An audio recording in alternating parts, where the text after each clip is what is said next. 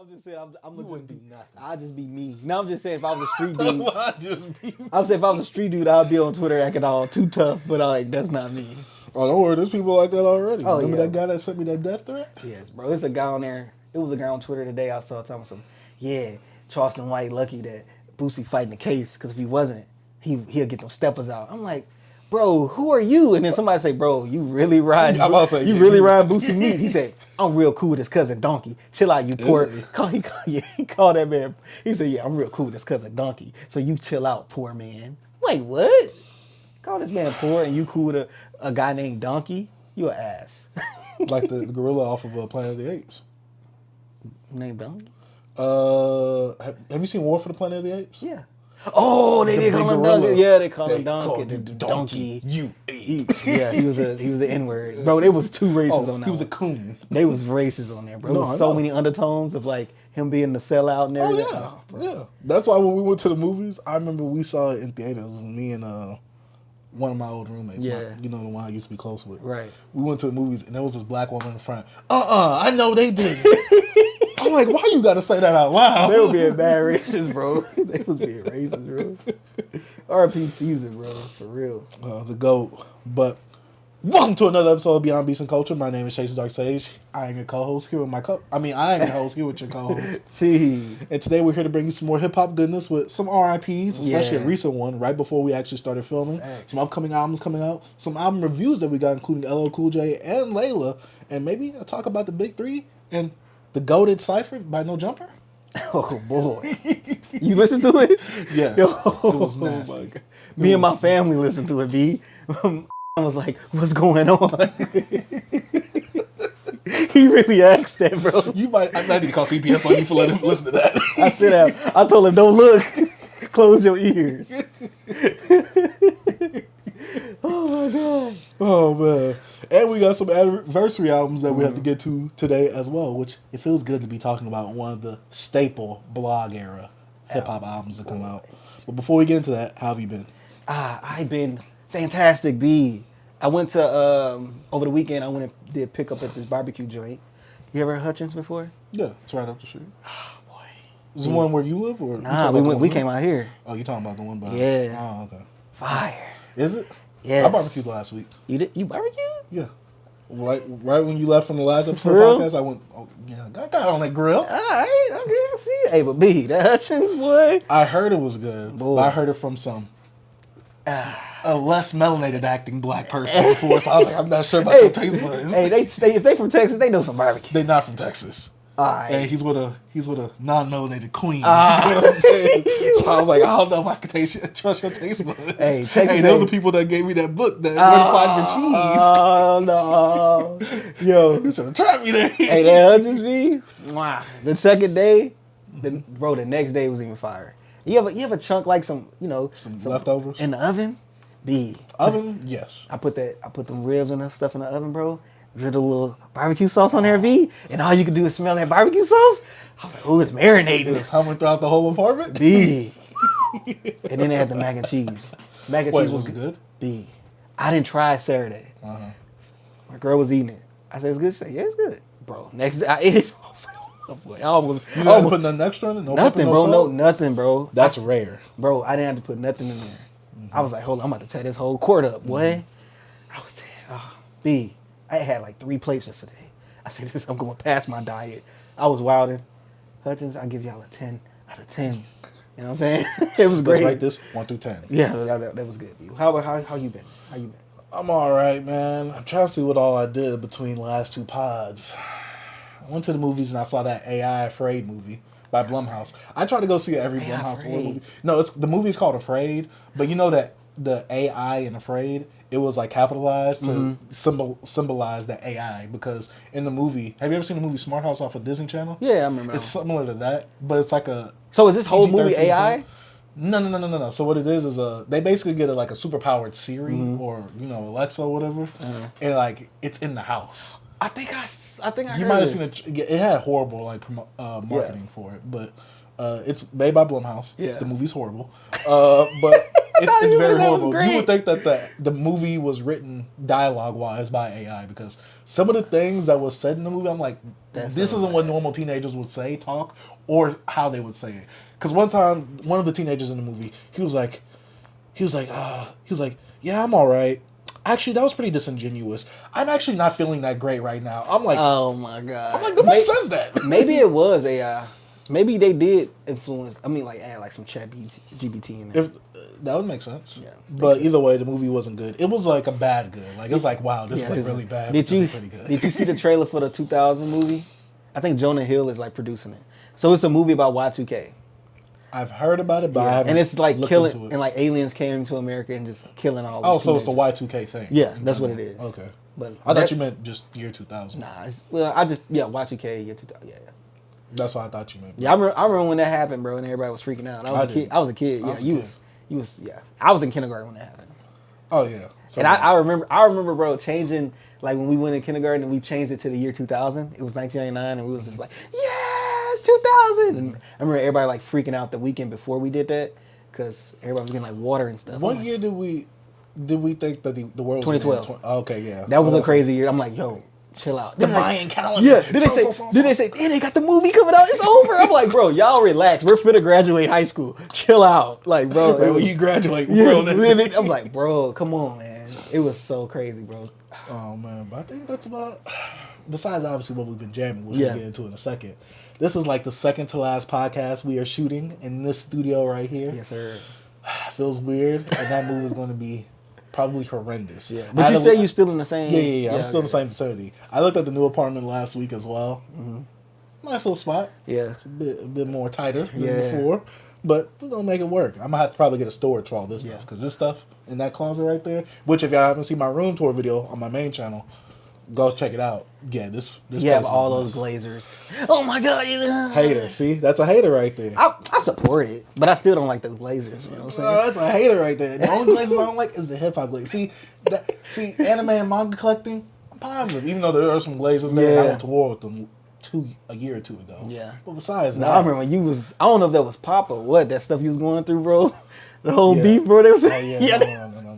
Yeah, that was manga. That was manga, bro. Yeah, it was against women mostly. Oh yeah, women and people. Yeah, they was. Yeah, I know. Yeah. Like iLoveMakonnen.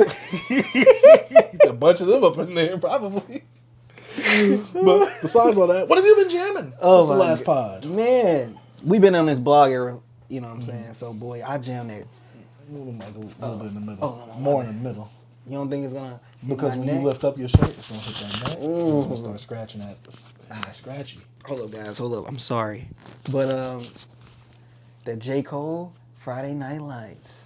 I wanted to go back to that one. I was like, I didn't have enough time. I was cleaning. I'm sweeping my floors. I was like, you know what?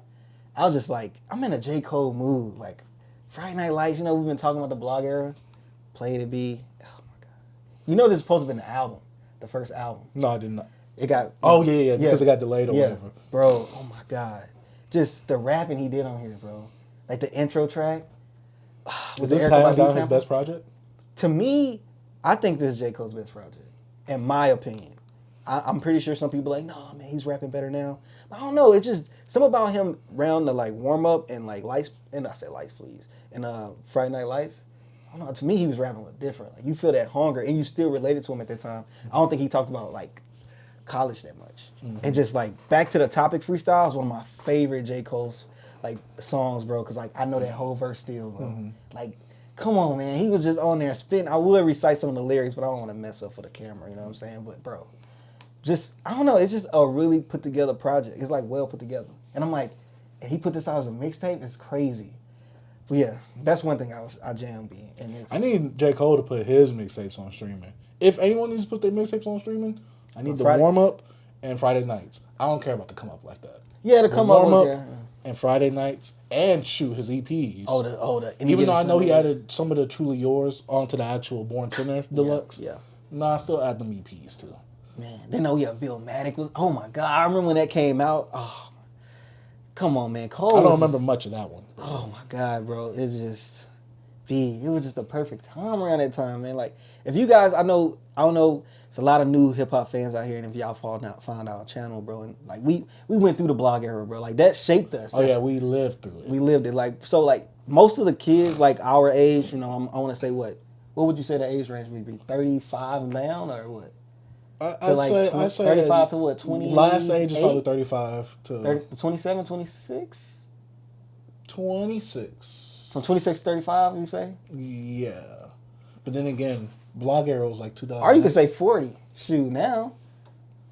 Cause shoot. Yeah, I mean, because a lot of those people were adults, Yeah. but a lot of them rappers were younger than the adults. Yeah. If they're 40 now, a lot of them rappers I think were younger. Yeah.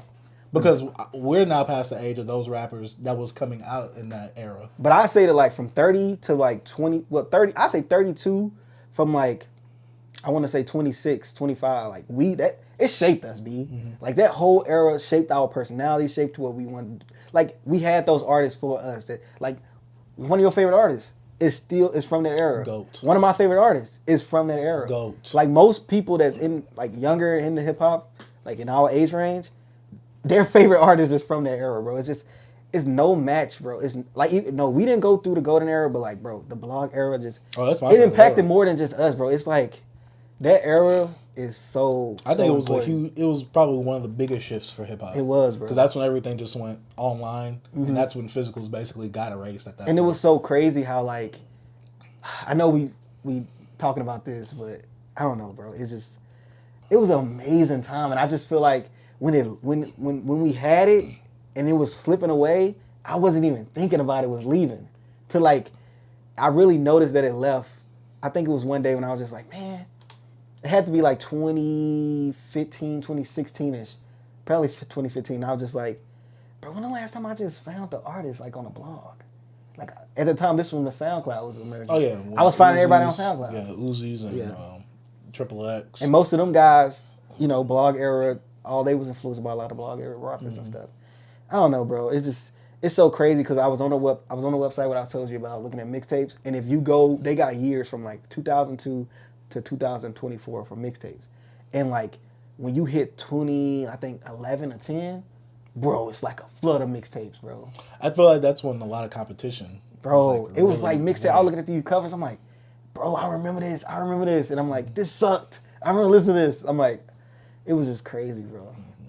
Make sure y'all check out the next episode. That's all I gotta say. Oh my God, B, it was some bad mixtapes out there during that time. Hey, we're not gonna talk about Hopsin to Go like that. Hopsin, whatever little album he had where it's like him on that tricycle. I ain't gonna lie, I was a fan of Hopsin. I was too. I was a fan of Hopsin, bro. I look back at that. Kids like, don't even know that probably now. Man, I ain't gonna lie, bro. They don't even know Thinking of Lil B Lupe like Sandy skateboard. Dum, now.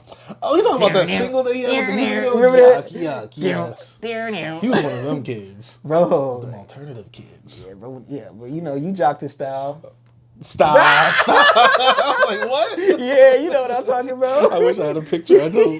You can add right there. Yeah, but I don't have it. You don't have one, bro? No, Oh, it's about older phones. Hey, bro had to eliminate from the world, bro. You had to erase that from you. Hey, I probably got some videos of it though. Yeah, because I think you used to make skits with it. Uh-huh. With them, yeah. You a wild boy. What you been listening to, B? So, as usual, you know, I sometimes go through phases in the week of what I want to listen to. And last week, I wanted to revisit some Cameron. I wanted to go through I thought it was going to be a 4-album run. I wanted to go through his 3-album run, which was the albums Come Home With Me, Purple Haze, and Killer Season. Back then, I loved Killer Season the most. Yeah. Then I like Purple Haze. Then I didn't really jive with Come Home With Me. Please. I remember when you went through this last time. Now it's the opposite for me. I think Come Home With Me is his best project that I've listened to out of that 3-album run. Then Purple Haze, then Killer Season. To me, Killer Season, the quality kind of drops right there. I'm just like, Purple Haze will always be my favorite. I'm sorry. Purple Haze, to me, there was some Top-heavy? production choices. Yes, there was some production choices. I'm just like, Then also it was a bit lengthy. I get it for the times. I was just like, let me say this: it's only a bit lengthy. Pause. When it gets very uninteresting later on in the album. So it's just like, I'm kind of like, tapping out right now. It's hard. Pause. But Come Home With Me? I think Purple Haze is more. I think it's more for me. It's because I think it's more personal. Because like it was like my first Cameron album I ever like listened to. So I think that's why. That was like my it wasn't my introduction to Cameron as like a kid hearing like, you know, what's the one with him and Joel saying on Come Home With Me? Not Boy. Not Boy. Doom, doom, doom, doom, doom, doom, doom. Hey Ma. Oh yeah. It wasn't like I'm about to say the other single. Yeah, like Hey Ma and all that. I knew that, but like Purple Haze was like the first album I actually listened to from Cameron in like freshman year of high school. Like I actually like listened to it, and I'm like, this is amazing. Yeah, see, for me, my introduction to just the Diplomats in general was Jules Santana. Yeah, with him collaborating with Wayne, and so then then Jim Jones came out afterwards. Yeah, so then that's when I kind of go back. Yeah, like that's why my first Dipset project overall from all of them, like in terms of like each one, my first one was Diplomatic Community. That was my first album I've heard from them. Okay. But but my first one was from them as a group, not any solo project. Yeah. Then after that was the Jim Jones one. But Cameron. I had to go back, especially since he's been buzzing in the media lately because of his podcast. It is what it is. Yeah. The funny pause moments he has with him and Mace, which I just love. I love the camaraderie that they have on their platform. I just love the clips that they have on TikTok. I don't care about the sports because I'm not into that stuff. But every time they be talking about like hip hop or something, which I wish they would make like a separate show outside of that because they are hilarious. I think because I watch this show, not all the time, but if I catch an episode, I watch the full episode. I like that they keep it sports, but they bring up hip hop stuff. And I'm like, I think that little dose keeps you like, they randomly telling a story. And I don't know, I think that's the cool part about it. Like them not just giving us all these, but like when they talking about what they talk about, and then sometimes they give you a little story out there, you're like, oh, that was dope. And then it becomes like a big viral moment. Because I don't know, I just like the little doses they give you. And so my next album is Consequence, Don't Quit Your Day Job. I need to listen to this one. So I listened to this because you listened to the mixtape. And it made me to the cleaners. Yeah, and it made me like, man, the only album I ever listened to from Consequence was Don't Quit Your Day Job. And I'm like, I went back to I'm like, this album right here, bro. It just put you, like you said, you felt like old Kanye West, And Kanye on like 3 of the songs and like the production, just that whole era. This album gifts that. It screams that. He was like, yo, this is so like this era of Kanye West. And just, Consequence, you could tell, he was in Kanye's writing room, some of the same like bars and stuff that they say. You like, damn, I can picture Kanye making this album. And one thing about this album, what drew me to it around that time, probably like 2008, when I listened to it, I listened to it like a year before it came out, I think, after it came out. And was the album cover. I don't know why I love this album cover. Some of the skits on this album could be like, you know what I'm saying? Like, look, this is corny. But it's talking about like how this dude, all he want to do is rap. And his mom wanted him to get a job because he started off quitting his job and then he got another job. And then he's telling his mom, you know what? I got this job and I can work in the daytime and go to the studio. And if I stay in the studio too late, then I won't miss my job. And she's like, yo, don't do that. Make sure you know what I'm saying? She's like, my prayers have been answered. You got a job, type stuff. And he raps. It's not like a concept, but it has like conceptual like meanings in it because he kind of staying with a theme of like, trying to get this job, like trying to make it in the rap game and calling out like other artists and he had a little story about his uncle getting out and trying to be in a bad influence and like living with his mom. And he's just like, Uncle Raheem, need to get out of there. I'm trying to do my thing and you here smoking crack and all this type of stuff. And it just got some of my favorite songs from Kanye and him, like with Grammy Family, The Good, The Bad, The Ugly, just the intro track job song. I love that. Oh man, this album, bro, it's not a perfect album. It's not a classic. It's just a really solid album. And I don't really know what happened to Consequence, but he just, this was like, he didn't do nothing really after this. I don't know if Kanye was the first sweatshop. You know what I'm saying? I don't know. Maybe what Drake probably got Dr. that from. Dre was probably. Yeah, we don't want to mention it. But as a rapper, Kanye was taking all 8 bars, you know what I'm saying? Mm-hmm.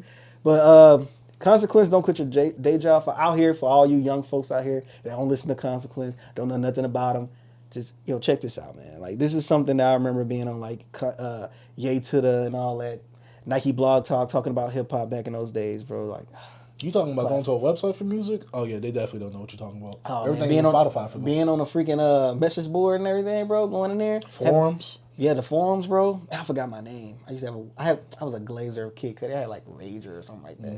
I forgot mine, too. Super Saiyan. I don't know what it was. Super Saiyan something. On Nike Blog Talk, I was like a Jordan something because 23, it was something like that. Because all my stuff was like shoes and stuff like that. Yeah, I had a few accounts for forums, like for music, and one for like anime, specifically like a Dragon Ball Z forum. I forgot what it was. Super Saiyan something. Do you remember Kanye West blog site? That was so dope. Kanye. Not Kanye too. That was his like forum, but he had a blog site, and you could click to it, and it had like it was so futuristic. Some like you go to his site, bro. It was so dope. I gotta see a picture of it probably to remember. Kanye West, his website was so dope. I used to love it. Yeah. Geezer memory right there. Hey, bro, I'm an old man. Oh, we know. Oh my God. But next project I listened to, because Rich Homie died, and we'll talk about it later on in this podcast, had to jam one of his tapes, one of my favorite tapes from him. I Promise I Will Never Stop Going In, the deluxe edition. And I was like, man, I remember jamming this in high school and college. I was jamming this front to back. I went back to it. I'm not going to lie. Yeah. I don't like it as much as I did back then. Yeah. Some stuff I do. The stuff that I loved back then, I still love now. But there's just some stuff I'm just like, okay, this went on a bit too long. Yeah. Some of these tracks. But them songs that hit, like a walkthrough, let me see, blah, blah, blah, whole lot of, there was just a few songs, especially the first song on the actual album itself, the intro track, all great songs. And one of the things I do miss, and I kind of hate it, but I understand why they do it, I miss the DJ drama, like screaming all over the track and like running the song all the way back, because I'm over here like, oh yeah, he's about to run the song back. Then no, he just keeps going. I'm like, oh, I forgot. Streaming version. And then you could tell that these songs were mixtape songs because they would have like a big old gap of just silence in the instrumental. And I'm just like, this is kind of awkward. Yeah. But I get why they do it. But yeah, I had to go back to that project since he recently died. You know, put a little extra money in his pocket towards his family's estate or whatever. Yeah. I enjoyed that project. And there were some songs in there I liked, but I'm not going through his whole discography. Yeah, I never listened to his whole discography. I was never the biggest fan, but that one tape, I remember when that dropped, I listened to it. That ish was heat back then. Yeah, I never listened to it. I only know like 3 Quan songs, and that was his big songs. Yeah, like 2 of his big songs I think are on there, except for the the Flex. Besides that song, I listened to so much this week, bro. So you probably gonna have more than me. Yeah, I listen to a lot because there's some stuff that we'll have for the next episode that I'll talk about then. Okay. Yeah. Oh yeah. See, I might. Think I should say something for that too? I'm saving some of mine for that. That way I can have my commentary of when I listen to that stuff. All right, cool. That's why I'm not going to bring all of that in there. Okay. Another project I listened to is a recently released from my boy, Tori Moi. That's who that is? Okay, because I seen you post that first, I think. Yeah. And then I seen other people. I'm like, okay, what is this? Yeah. So I think this is Whole Earth. I guess this what is. But anyways, my guy, man, my guy. I love this dude. I've been listening to this dude since I was like 17 years old, 18 or whatever.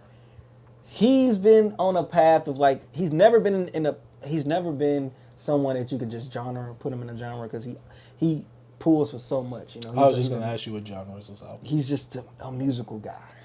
This right here sounded like one of the YNs on some of this stuff. He sound like, cause he's doing little like rapping on here, and it's like crazy. But he also has like some you know, his electronic stuff, but it's like more like, guys, he got Kenny Mason on here. He got Don Toliver on here. He got Kevin Abstract on here.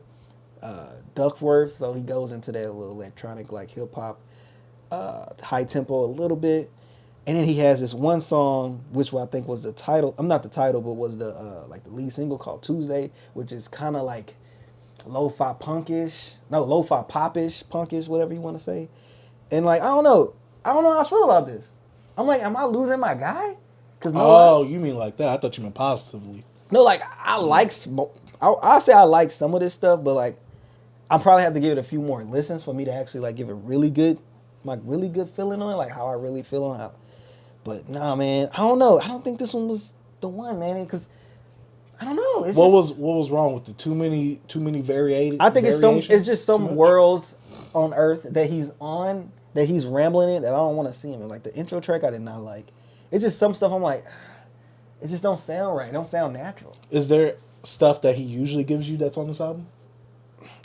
I can say Tuesday. That was not bad. The song with Kenny Mason is cool. Smoke. It kind of gives you the same stuff what him and Kenny did on Kenny project. But, you know, he was more at the end. But it's kind of like on a similar production. But I don't know. I probably got to give it a few more listens. I gave it one listen. And I also was working, so I don't know, man. I don't know. It didn't leave a good taste in my mouth.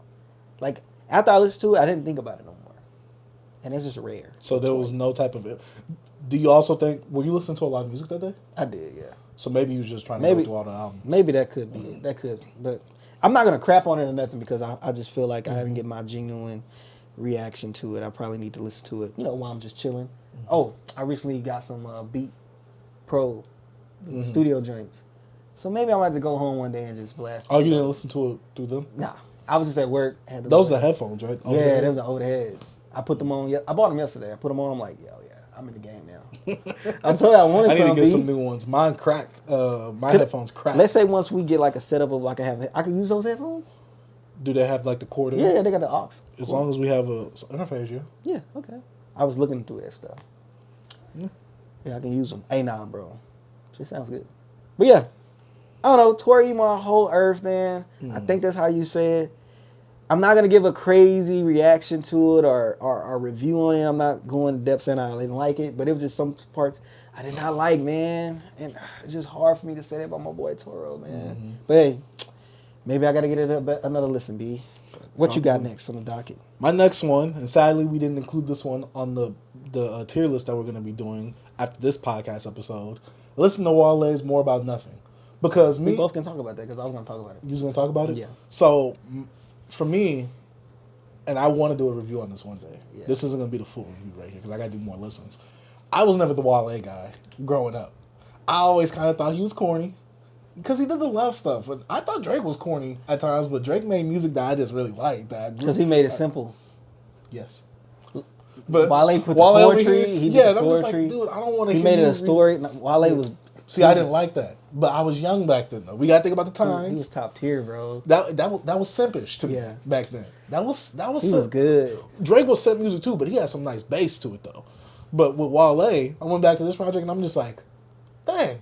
Like breaking up is hard to move along is even harder. This project right here, and I'm glad that he put it on streaming, even though I think there was like one or two differences on there. Like he didn't have no hands, which obviously why he didn't have that on there. And then he didn't have another song on there. But I was just like, dang, the production on this is good. I'm like, the rapping on this is good. I'm like, what was wrong with me, bro? He was going. But you also know that I didn't like that it was the same either. Yeah. You thought I didn't like Take Care back then either. Yeah. So I grew to love it back in high school. Yeah. But I didn't like that stuff back then either. But going back to this now, as a grown adult, I had to go through Wale's discography with a new set of eyes. But you started liking like Ambition though, right? And you like that? I liked Ambition. That was the only Wale I liked. That and the Forlorn mixtape. Yeah. But that's it. Like I didn't like the whole nothing about whatever. I didn't like none of that stuff. I liked Ambition though, but I always called Wale a flip flop. Because it always felt weird to me. He'd be super soft and all that, but when he's with Rick Ross, I hate it when he went to MMG. See me, that was more so like that brought me more to Wale because he was on a lot of those tracks on the MMG. Because I know you was into I loved MMG in general. Yeah. So for me, I was just like, oh, Wale's a flip flop. Like, dude, I don't like this. But like on this album, like or mixtape, the mixtape or More About Nothing, especially with that song with Kevin Durant intro in it, and then the posse cut, I'm just like, oh yeah, real Negroes F with me. I'm like, come on, bro. Hey, more About Nothing. Like I actually listened to this as well, bro. This right here was just the one. To me, I gave it a 5 out of 5 stars on my app because I'm just like, there was nothing wrong. Production, it was so crazy because like one of the songs on there that stuck out to me because it just brought me back to those times like. Me and all our cousins, bro, we'll jam Cool, the Cool, like Breeze with Wiz on the hook. Oh my, with Wiz on there, bro. Definition of Ice. You know what I mean? It's just, bro, it's just a time. And then Wale just, bro, I just used to love his flow. I used to just love Wale flow, bro. And then like, Breakup Song is like one of my favorite Wale songs. I love that song, bro. It's just like, because I love the intro, because this got me into Seinfeld and just like, what you mean? You giving me the me? It's not. If it's you, it's not you. It's me routine. Yeah. I admitted that it's not you. It's me routine. You told me it's me or something like that. He's like, bro, nobody does it better than me. It's me. You know what I'm saying? And then Wale just like talking about the relationship. Just he really breaks down relationships at that time. Like me being like a teenager, listening, I'm like, man, this is so dope. And then I just love when he put out the music video, and it's like one of my favorite movies of all time. Like 500 Days of Summer. Like he actually redo that. The movie in a music video form. I'm just like, Wale is just so dope, bro. And then the intro, what's called the MCs? I forgot the name. Is it MCs? Bro, just rapping, bro. It's because like I was telling you how I listened to the mixtape About Nothing. I did too. And I'm listening to that and I'm like, oh yeah, this is much better than More Than Nothing. And I listen to it, I'm like, this is More About Nothing. I'm like, I don't touch it because I feel like this was like Wale more polished, even from his album. Like Attention, what's it called? What's it called? Attention Deficit. Deficit, I think. Yeah. Even though I love that album, but like this project, this mixtape was like, I don't know, it felt more polished. He was just rapping really well. It's like he found his pocket, and I'm like, yeah, Wale finna be that guy. I didn't know hand. It was just. To me, it found a great balance between, oh yeah, I'm this like intellectual. Yeah, the MC, that's what it's called. Oh, okay. To me, it found the right balance of I'm this sweet dude with the poetry. I'm also this intellectual, and I can get you with the rapidy rap. Also, I can come at you with some trunk knocking stuff too. To me, and I listened to the mixtape About Nothing this weekend as well for the next video. I'm not gonna talk about it too much here. I'm just like, I see where Wale's going at. To me, he just didn't hit the mark on this one. But More About Nothing, because to me, that one it instantly clicked for me. This listen, you know, back when I was younger, I'm just like, yeah, no. Yeah. But this listen, I'm like, oh yeah, this is clicking. And then you asked me that question, so I went back I went to the mixtape About Nothing. I'm like, I'm like Charlotte, that ain't it. Yeah, ain't it. That ain't it compared to what I listened to. You listen to, because like that's how I felt. Because I'm like, I haven't listened to mixtape About Nothing in so long. I'm talking like, bro. First semester, freshman year, bro. Since high school. Bro, it was so long. But More About Nothing, like, it probably been since like 2012, 2013 since I listened to it. But it's been a while, and mixtape About Now, I'm like, dang, this sounds more refreshing. Like, but like hearing More About Nothing, I'm like, oh my God, like this is different. Even though he have tracks like Black and Gold, that still shows you him as being like, he's really diverse. Like he'll hop on something like this, and like even when he used to rap on like go-go beats and stuff like that. Like, I don't know, just Wale, man, it just what I felt what Wale was gonna do, bro, and just what his, bro, you don't know how people felt about the Golden Wale. Three, B. Bro, Wale, Kid Cudi, and Drake, bro. These three dudes was the ones. You can't talk about Drake. Drake was never part of hip hop, B. Bro, them three, I remember I used to have that cover, that magazine with them. They had that was in XXL, right? Bro, yeah, and all three of them like in the wash interior, just walking down the street, like, bro, like them three, man. Ah, man, and then like Wale just fell out of that. It's just like, it was like Wale, Big Sean, J. Cole, Drake, Kid Cudi. Like, we knew Kid Cudi was there for like just the art. You know, he was different with, you know, the hums and the melodies and like Drake melody singing. Wale was like the heart, and Big Sean had the flow. J. Cole was like kind of a mix of like, you know, the rapping, the soul, the beat making. It just, I don't know, it was just a perfect time, B. And it's just like, some of those guys just had to fall. And I just never thought Wale was going to be it, because just think about the success he had radio-wise. Even when he got with MMG. Like, his radio success was going crazy. No Hands, Flower Bomb. There was some more stuff, too. It was like... Bad. It was just like, what happened? He had a hit a few years ago with Jeremiah. Not too... Yeah. Well, what? But that was 2019? Yeah. When we was working at the Big Blue building. Yeah, but it didn't hit like... No, it didn't hit like how like Flower Bomb and stuff. But also, we got to remember the era that we was in, too. Yeah. People wasn't fully in the blog era. Yeah. It was more so, you had to be a nerd to be in the blog era, to be on the... Yeah, but when you look at the trajectory of Wale, how he was looked at first, bro, it's just like... Yeah, Wale was literally, to me, I don't know how, to me, Wale surpassed... Kid Cudi out of those big three. And to me, he was like number one guy. Yeah. Drake was getting there, but he ain't dropped Take Care yet.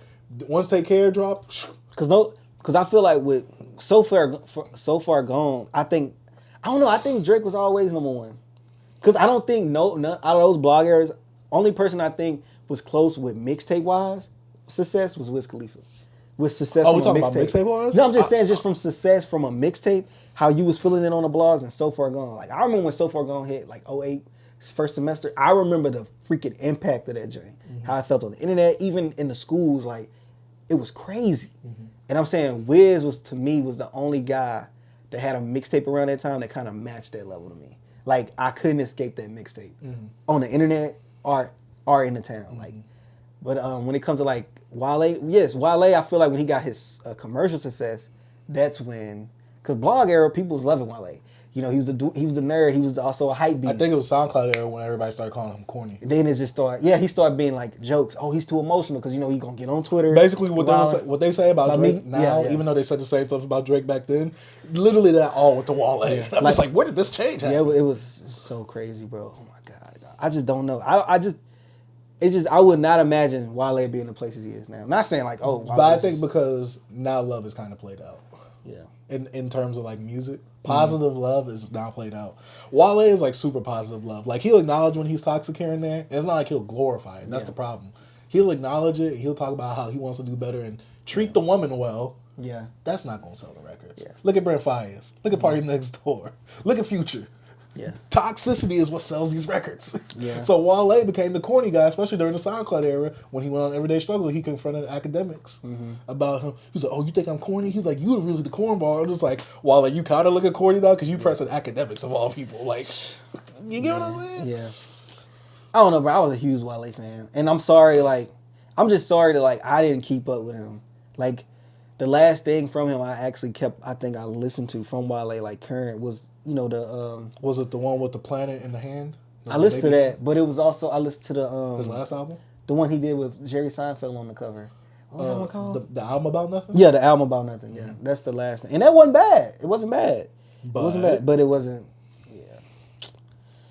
Ah, bro, just Wale. It's just dope. To me, it's dope that Jerry Seinfeld, signed off on that, on using the samples from the show. Yeah, I think That's super dope. I think, bro, I think I might have to do a commentary about Wale's career. We might have to do a Wale deep dive one day. Hey, part of the blog era. Just like what happened, bro? Like what happened? Man? What happened to Wale? Yeah. Starting off, his first name is Wale for some African name. He's Nigerian, man. Hey, respect. African. That's an African name. Some African name. You a wild boy. That is some African name. Racist. You want some African name too? No, it's not. Boy, last name Musk. You what else? Oh, is it me? Well, we both talk about the same album. You want to? I probably could save some stuff because I only got one more album to talk about, and it's probably the worst thing. One of the worst projects I heard. If you do one more, I'll do one more. It might be the worst project I've heard. One of the worst projects I heard this year, and I gotta do a top 10 worst albums this year. Okay, listen to G Herbo's Big Swerve. I did too. You both want to talk about it, or just we can talk about album? It. No, we can talk about it. Let's talk about it, V. That album was bad. That album was horrendous. I think he was in the studio with Polo G. They was taking turns on that mic. I think.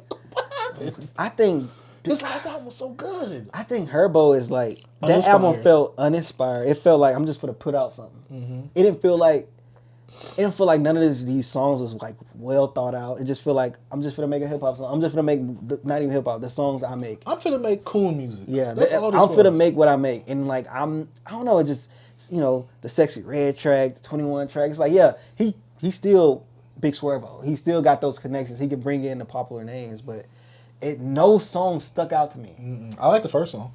It wasn't bad, but I'm just saying, not stuck out to me like, oh, add this to the like list. Oh, yeah. Add this to. I only added the first song. I didn't even add that. Because, like, man, what happened to that Humble Beast? Told you his last album was good, B. I listened to it? 25. No, you didn't. But he had a verse with, on... Skilla Baby or Skilla Bang, whatever his name is. Skrilla. Oh. On Skrilla project, and I loved it. It's called Swerve. They was on that rapping, bro. Well, he should have swerved from the studio on this one. But that's on him and Baby Skilla. Baby Skilla. Baby, I don't know his name. Skilla Baby. Look, I'm becoming that old head. Yeah, Skilla Baby. Yeah, that was trash. Yeah. Bro. I was like, all the songs on here. It just to me, this reminded me of the Polo G album. This felt very uninspired. It just felt very lackluster. And yes, did the beats bang? Yeah, but not in a good way. Yeah. Nothing was like, ooh, that production right there. Yeah. It was just like, oh yeah, it's a lot of bass. It's here. It exists. I actually forgot I listened to this. Till I was going through my list. I'm like, what's this? Yeah. It was one of those. I like the cover too. I freaking forgot I listened to this album, B. And I remember I put it on Twitter and you was like, yuck. Yeah. I'm like, hey man, it's Big I was Swerve. correct on that yuck too. Yeah, you was. I was correct on that yuck. Because this album this is probably one of the worst projects I've heard this year. In terms of projects that came out this year. Yeah. This is one of the worst ones I've heard. Yeah. Well, G Herbo, don't ever do this shit again. Well, I'm gonna leave it on a positive note. The last album I listened to, hold up, what was it? Which one I want to talk about? Is it Reflection I want to talk about? Why it's not popping up? Sorry, B. Technical difficulties. It's all right. While you look at that, I'll talk about a single that I listened to real quick. This is a girl named Tanner Adele. I think that's what it is. I didn't know she was black or white. She looks very racially ambiguous in terms of like, I can't tell what she is because it looks like she can either be white with a serious tan or she could just be black but very light skinned. The hair just throws me off, and her look throws me off. But she's a country singer who infuses kind of like hip hop and pop elements. I listened to her single Silverado. You liked the beat? Yeah, because as usual, like I say with For the Shooters, they're one of those music curators where they're giving people a platform, letting them do their little music videos with the mic hanging out from the sky, or whatever, like a Spider-Man. You go to the mic, and me, I saw a girl. I'm like, oh, here goes some P-word raps again. Oh my god! I heard her. She started singing. I'm like, oh, okay. I'm always surprised when they start singing, and then I gotta go start digging because I'm like, okay, you got some chops. I'm like, I gotta check you out. I always give them the benefit of the doubt when they start singing. Right.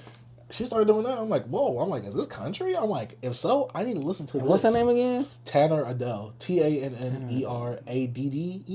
I think. But Tanner Adele. She has like 2 million Spotify listeners right now, I believe. I really enjoyed it. It's a fusion of like country and hip hop. All right. Found my album, bro. I don't know why I'm fucking blank. Sorry, guys. Technical difficulty from my head. I listened to Train of Thought by Reflection External. It's been so long. I heard that earlier this year. Bro. So, this is an album I heard probably like 2 times in my life before over the weekend. No, over Friday. I listened to it Friday. And it was one of those albums I listened to, I was like, yo, it's great project. Like when you were younger? Or yeah, this one I had to be like 17, 16. This is when I was getting into my like, Black Thought, Mos Def, all them type of guys. All the like Ruckus people, Ruckus and all that. But bro, this album right here, bro. Good. It's so good. It's so good, bro. And then High Tech with the beats, man. Good. Bro, Talib with the rapping. Good. Bro, Talib, like, I don't know if people talk about his run like that. Because he has a run. Does he have a run? I'm talking about from this album, from Black Star, from like his first 3 projects. Like, see, I the only album I listened to was the one with him on the front cover. I don't know if that's really saying much, but it's the album with Goodbye on it. Yeah, just to get by. That's the only. I've only heard Black Star. You talking about Quality? Maybe, yeah. Those are the only ones I heard. I never. Oh, and I heard his album with Madlib. Yeah, yeah. I've heard that. I heard, yeah. And then like Beautiful Struggle, bro. I love Beautiful Struggle. Some people probably don't know that. Oh man, I don't know. I just is Talib Kweli someone who's Liberation, that should be talked about? Yeah, Liberation. Yeah, I haven't heard Liberation 2. You haven't heard it? Oh, two. That's the new one. Because that was the one that just came out. Yeah. Well, a year or two ago. Yeah. No, was it last year? Maybe a year. Because they put it out on like, did they put it out the same way they did the Black Star 2 album? Did they? I think so. Yeah. Yeah. Because I don't think it was. Because it's on streaming now. Yeah. I listened to it on streaming. Yeah, because they put the instrumentals on there. Yeah, I didn't listen to the Black Star 2 album. Me neither. Because it was on there. It's Luminary? on their site. Luminary. Yeah, Luminary. That's what it's called. What I'm gonna do is, bro, I'm gonna actually peep this one. I might listen to it over the weekend. Liberation 2? Yeah, I got it on my. I wanted to because this is after Mac's death, and so when they was going around and doing press for him and Madlib together. Yeah. There was one spot they went to. I think it was Hot 97 with Rosenberg, and he was talking about, oh yeah, do you have any collaborations with, like, I guess the conversation between Mac Miller and Madlib came up. He said, yeah, I got some Mac. He said, I got some Maclib or whatever it's called. He got some of that in the tuck, and he's still working on it, still working King Top, but the album is there. Yeah. So yeah, that is dope. But yeah, I'm gonna check that out. But nah, bro, that album is really good, bro. Talib rapping that rap, bro, spitting that. You know what I mean? That black knowledge. You know what I'm saying? And I know like he has a lot of hate on Twitter from a lot of like people. He also kind of created that hate for himself. Like, cause how he be interacting with other people. Yeah, he's. It's one of those things where it's like he thinks he's coming off well, but people just see you as annoying. Yeah, he can look annoying, especially from women, because he don't care who you are. Yeah. And when you come at a black woman, bro, not just women, not just women, people in the other group too, because they say that he be going. Yeah, he says himself he be going. I don't even think do we still got his podcast? I used to listen to his podcast. People's Party. Yeah, I enjoy it. Yeah, it's still around. Yeah, I think so. I haven't heard it like in a few months. I used to listen I was listening to it last year. I used to listen to it a lot. I don't know what happened to it. I think the last episode I listened to was the one with Master Ace.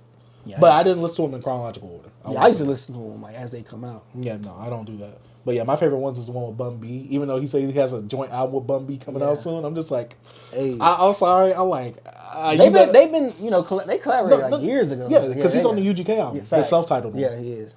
Beautiful Woman or Real Woman. That's what I think the song is called, off the double disc UGK album. Yeah, and I just want to say this, Talib, if you do an album with Bun B, please make sure he sits down and takes his time with his raps.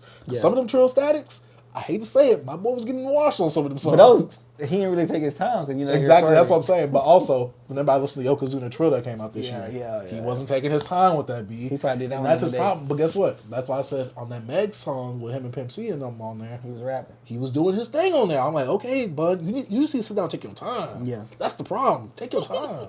Because when Bun B spits, he be flowing. But yeah, I also heard that not Eternal Take. Reflection. Yeah, I listened to that earlier this year as well. Yeah.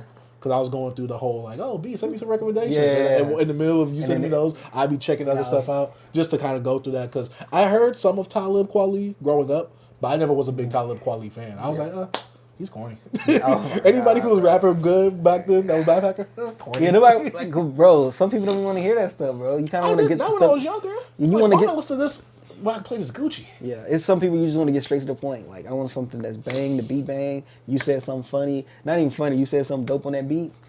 Be simple. I understood what you meant. Some people don't want to hear that rapidy rap stuff. Yeah. I think most people don't want to hear rapidy rap. That's what I say.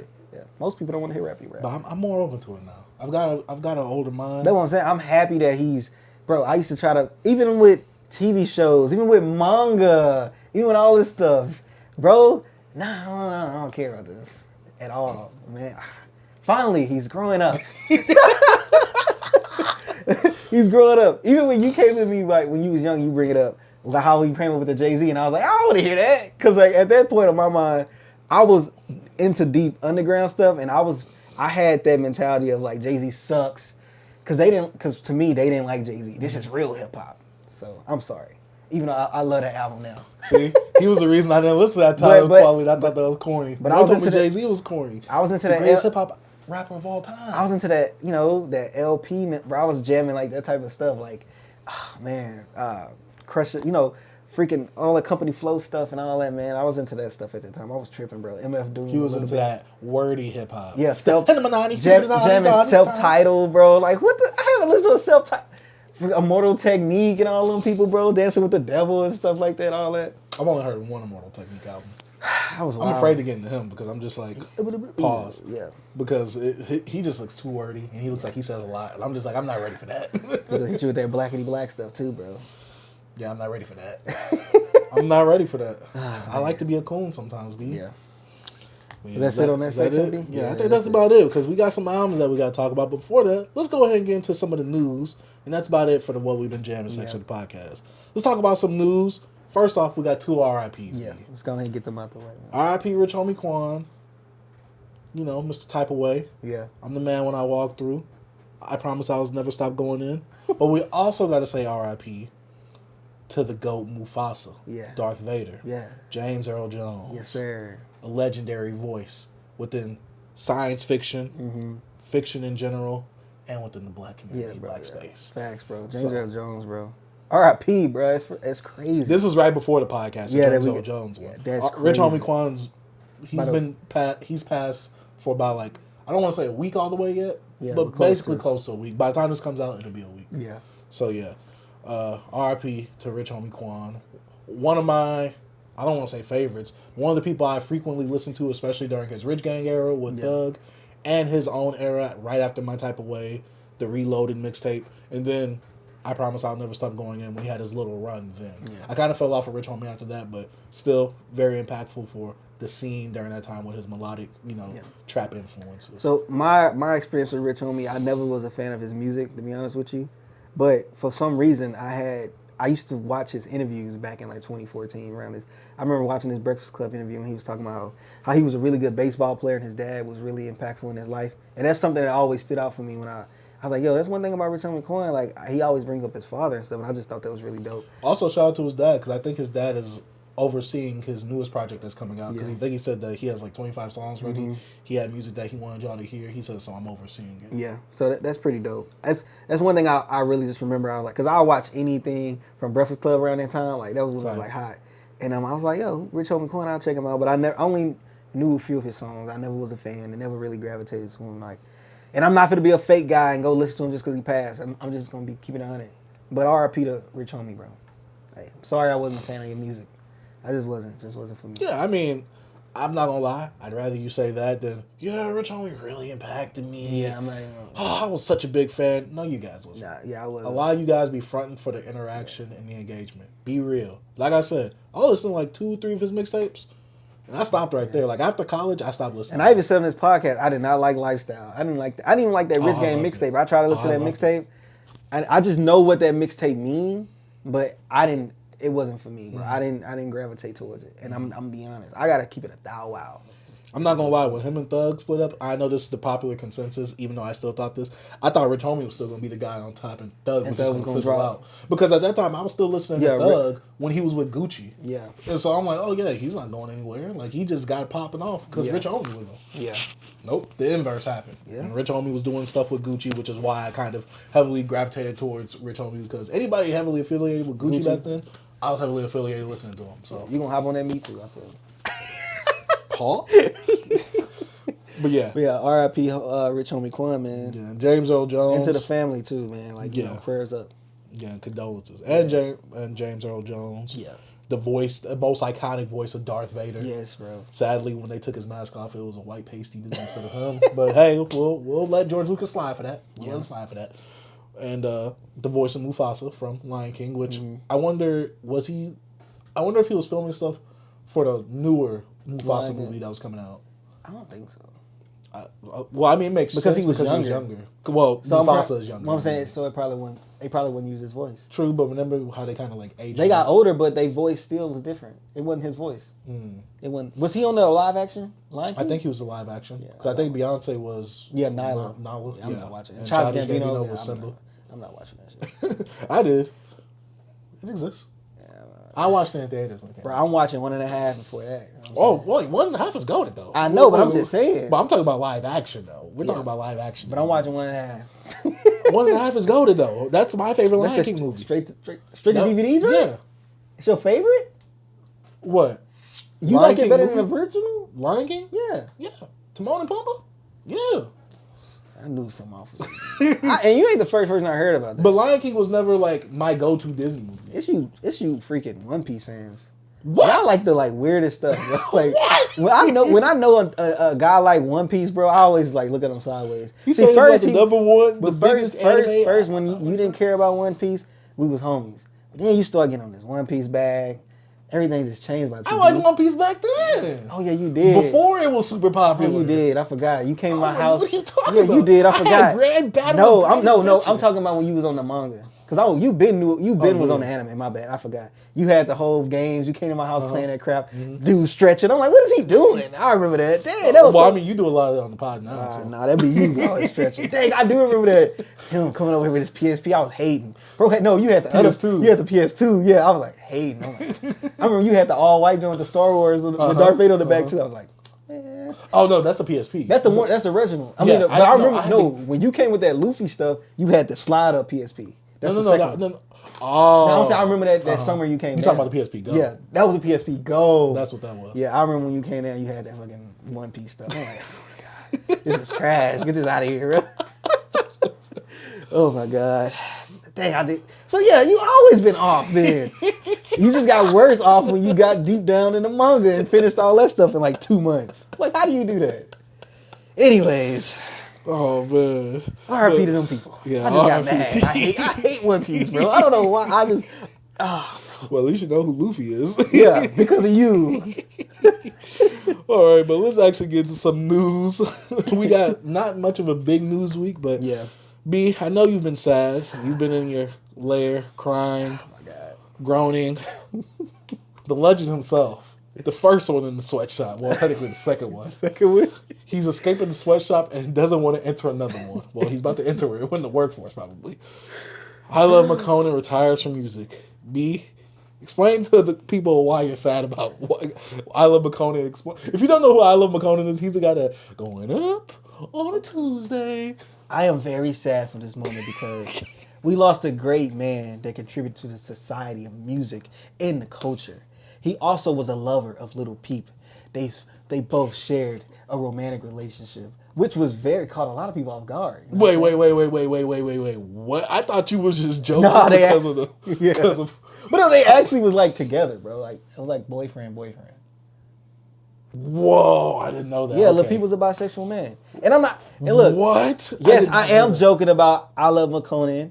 I do not care that he quit music. I forgot he was doing music. I knew he did hair. He was like, it's like he does hair. I didn't know because he used to always have that head doll. That doll. Uh-huh. Yeah. I don't know. I always thought he was a weirdo. Not just because he's gay. I never was into his music. I think to me his aesthetic, his look was weird. I think he's always weird. I never forget when his old tweets resurfaced and he was talking trash about Drake. And then he got dropped the next day from OVO. Facts. Well, look, that tells a lot about Drake, bro. Do your research. No, I'm trying to give him a chance. Drake just tried to hop on something that was hot. Drake did what Drake did. You know what I'm saying? That's what Drake is just one of these companies nowadays. That's how everybody is. You know what I'm saying? Especially when Drake is just good at it, though. Is he? He was. Wait, man. He got on that remix. Hey, cool for you, iLoveMakonnen. Quit music. Yeah, he says. Hey, good day for us. Nah, he said he's heavy in the streets is his last song, B. It's time I move on and go live my life. Go do hair, bro. I feel you. Yeah, he says, I've given 10 years fully into music. Don't feel like it. Bro, I feel like he gave a year. Music was a way out of my old lifestyle. I can congratulate that. I achieved that goal, and now I have new ones set to go after. Thank you. The music will be there for you. He finna open up a beauty salon. I'm about to say a hair shop? Yeah. Yeah, contemplating a long time since May 2016. I had some obligations I wanted to see through. Yada, yada, woot. Scram, bro. Is he the first rapper to actually retire? Like, announce his retirement? Jay-Z came back. That's what I'm saying. I'm talking about, like... But he's someone that already... He didn't retire. We retired him. We stopped listening. Come on, B. What about when he was trying to reach out to everybody on the through the DMs, and then I guess he was hanging out with Youngboy, and I guess he did something with Youngboy, and everybody started reaching back out to him, and he started blasting everybody online, like Metro on them, and Sway Lee. Like, yo, bro, this is dope. I asked you for a feature a few years ago. You didn't respond to my DM. That boy was blasting everybody. I think I remember that. Dang, you remember that? Yeah. I remember that now. That was the last thing he did that was memorable in the media. Heavy in the streets. What did you remember? Why you got a white baby on here? That's because that's him. That is not him. No, I don't know. Trying to be like Biggie, B.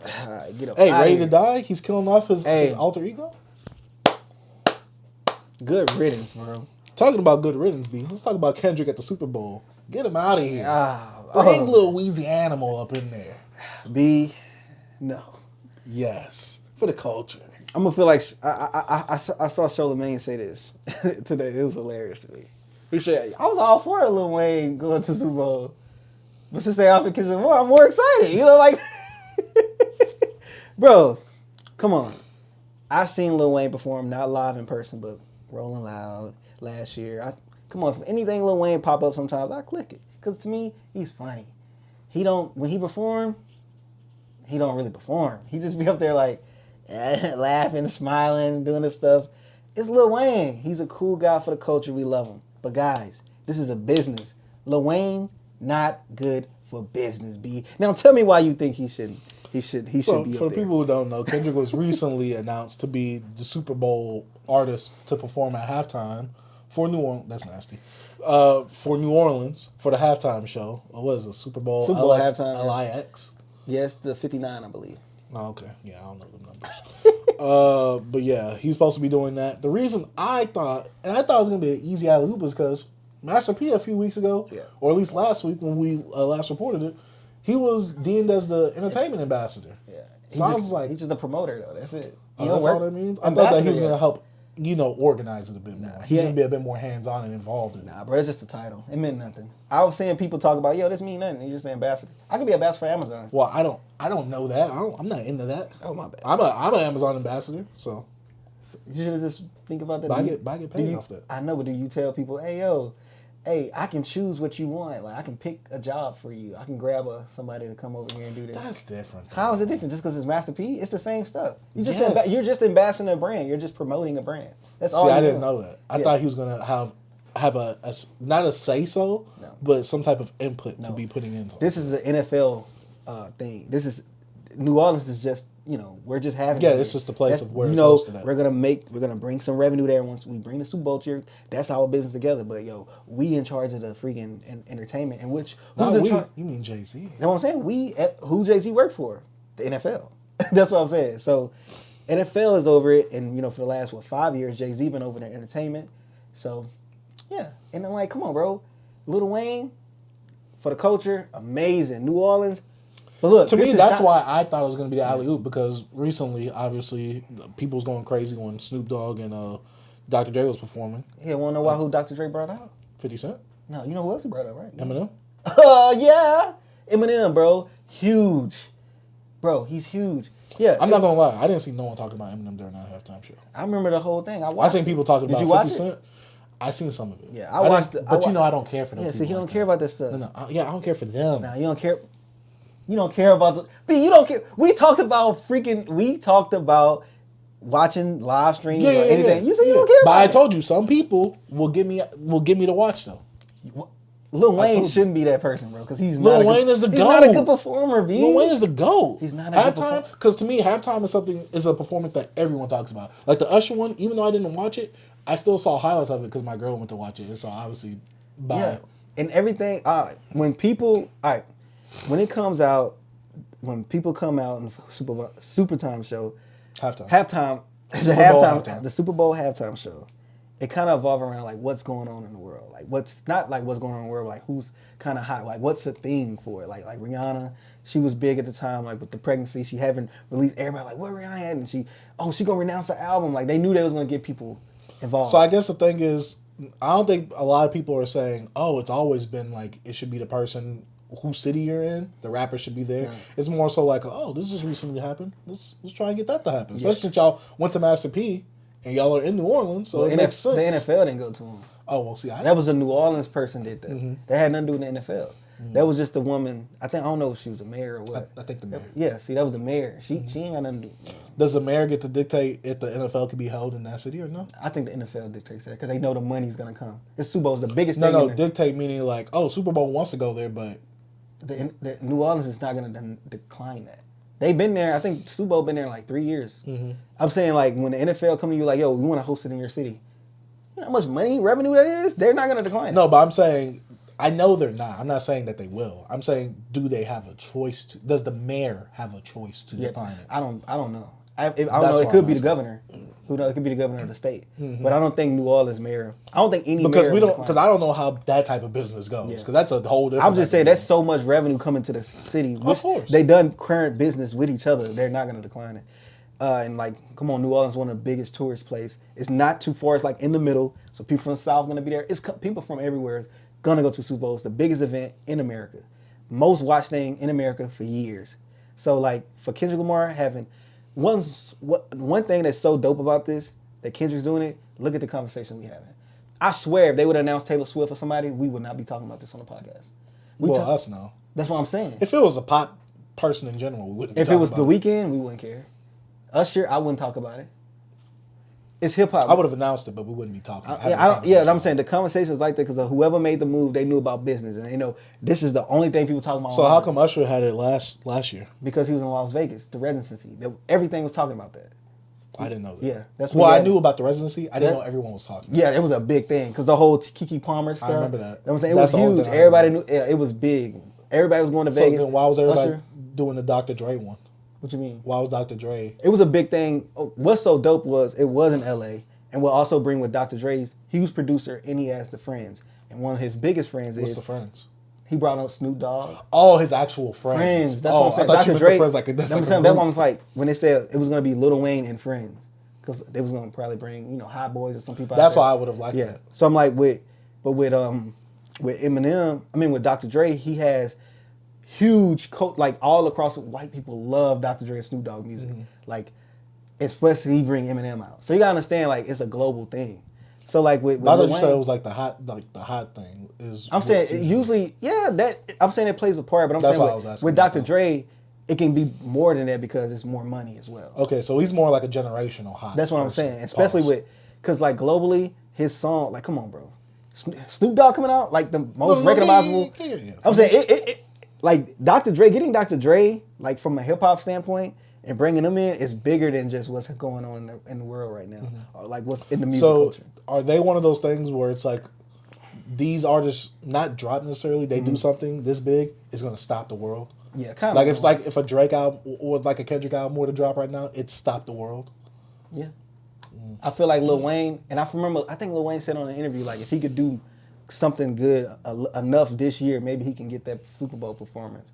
But I don't think anything he done, like Lil Wayne's not talked about like that no more. Mm-hmm. Like, yes, he had some cool features, but an album, like, you don't even want to see him by himself. You say, yo, I hope he sound like this on his album. Mm-hmm. Like, you gotta understand, like, bro, how we feel about Wayne right now. Yes, he's dope. Yes. I'm thinking if this was 08 Wayne, this easy should go to Lil Wayne. What's 08? Come on, 08 Wayne. No. What project? Like Carter 3 Wayne. Okay. I'm like, this Wayne, this Wayne on fire. Mm-hmm. This Wayne, if he bad, this is Lil Wayne that can just, he's on everything. He still can bring out many people now because he's freaking Lil Wayne. But it's just like, I think his moment has passed for like a thing that can, because even bringing out the How Boys, man, now, you know, the one song they're going to play is... But I'm saying, them people don't... I'm just saying, just think about it, B. Like, a lot of that stuff is not... It's not like... I get it logistically, business-wise, for the culture, but, B, it's not for the culture. I care about the culture. Did you watch the Kendrick Lamar performance? That was about the culture. The pop-out? Yeah. That wasn't about my culture. That was the West Coast culture. So how Lil Wayne your culture? He's from the South. We right next door to each other. That's my neighbor. I got sugar from him yesterday. So, what are you talking about? So Kendrick not from the... Come on, man. No, his people is from the South. He ain't from the South, though. He's from the West Coast. Who his favorite rapper? Chameleon? Lil Wayne. I'm talking about... No, he said Chameleon is one of his favorite rappers, too. I'm saying Lil Wayne is his... He made a whole mixtape, Lil Wayne. C4. Come on. Shout out to Kendrick. I'm just saying, man. He was riding meat on that tape. I understand that... Was he not? That's kind of riding me. He was going off on that stuff. Yeah, but he was still riding, though. We all ride. Sometimes me, sometimes... Like, you over here riding Wayne me for some reason. He's from the South, B. I want to see the South prevail. Hey, the South got something to say. All that stuff, this dude be clowning Wayne. If y'all go back, he goes in on Wayne. You're right. But when it comes to defending the South, what it's about the South, B, I got it. Hey, I'm right there. The camaraderie is right there. Bro. Hey, look. Hey, I went to go buy Carter 3 in stores. When you watched the Weeknd performance? The Weeknd from the North. He's from Toronto. They ain't my guy. You didn't watch him on Super Bowl? The Super Bowl performance he did? No, remember, I was off a Weeknd at that time, too. Yeah, people hate it. I dropped off a Weeknd Beauty Before the Madness. Yeah, people hated his performance. Did they? Yeah, they hated it. Well, people was talking about it this weekend. How much they didn't like it?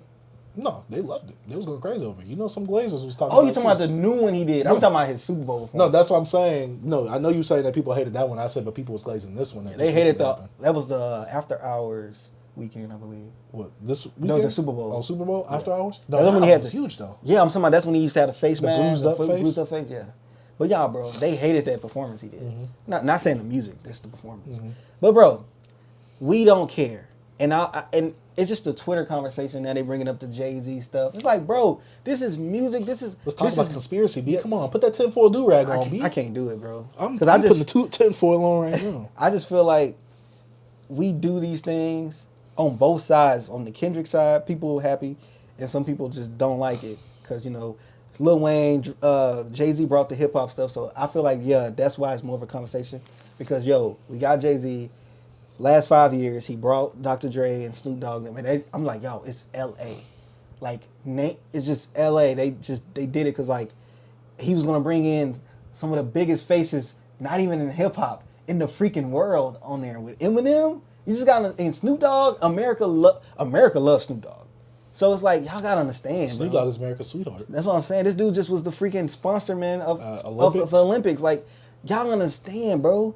Rihanna, Usher, Beyonce, Prince, Michael Jackson, freaking Justin Timberlake at his prime, Janet Jackson. Y'all gotta look at the people. That one, B. That's misogynistic. If Lil Wayne came out in 08, it'll be amazing. Right now, bro, come on, man. Nah. It won't. It's so not the same. do you think I'm talking about not for the culture, but for the overall scheme. Yes, logistically, yes. Yeah, I get it. For the money. So I gotta ask you then, just to have a bit of a conversation on this. Besides Not Like Us, does Kendrick have any iconic songs in hip-hop that'll ring off, not on the same level as a Millie, but it'll just ring off like some Lil Wayne hits? If Kendrick Lamar say a Millie, right? I don't think... A Millie's a big song, right? Mm-hmm. But a Millie is not the song that's going to get everybody in America going crazy. White moms don't care about a Millie? What will be the... You can play Go DJ. I think Go DJ. What? No. For Millie's probably... You said it's not the one that make the white moms go Nah, crazy. he need Lollipop. Lollipop is number one. That's his only one he got, right? I'm just saying, Kendrick got DNA. He got humble. Okay. He can play swimming pools. He can do like Not Like Us right now because that's super. Yeah, no, he's going to do Not Like Us. You can do.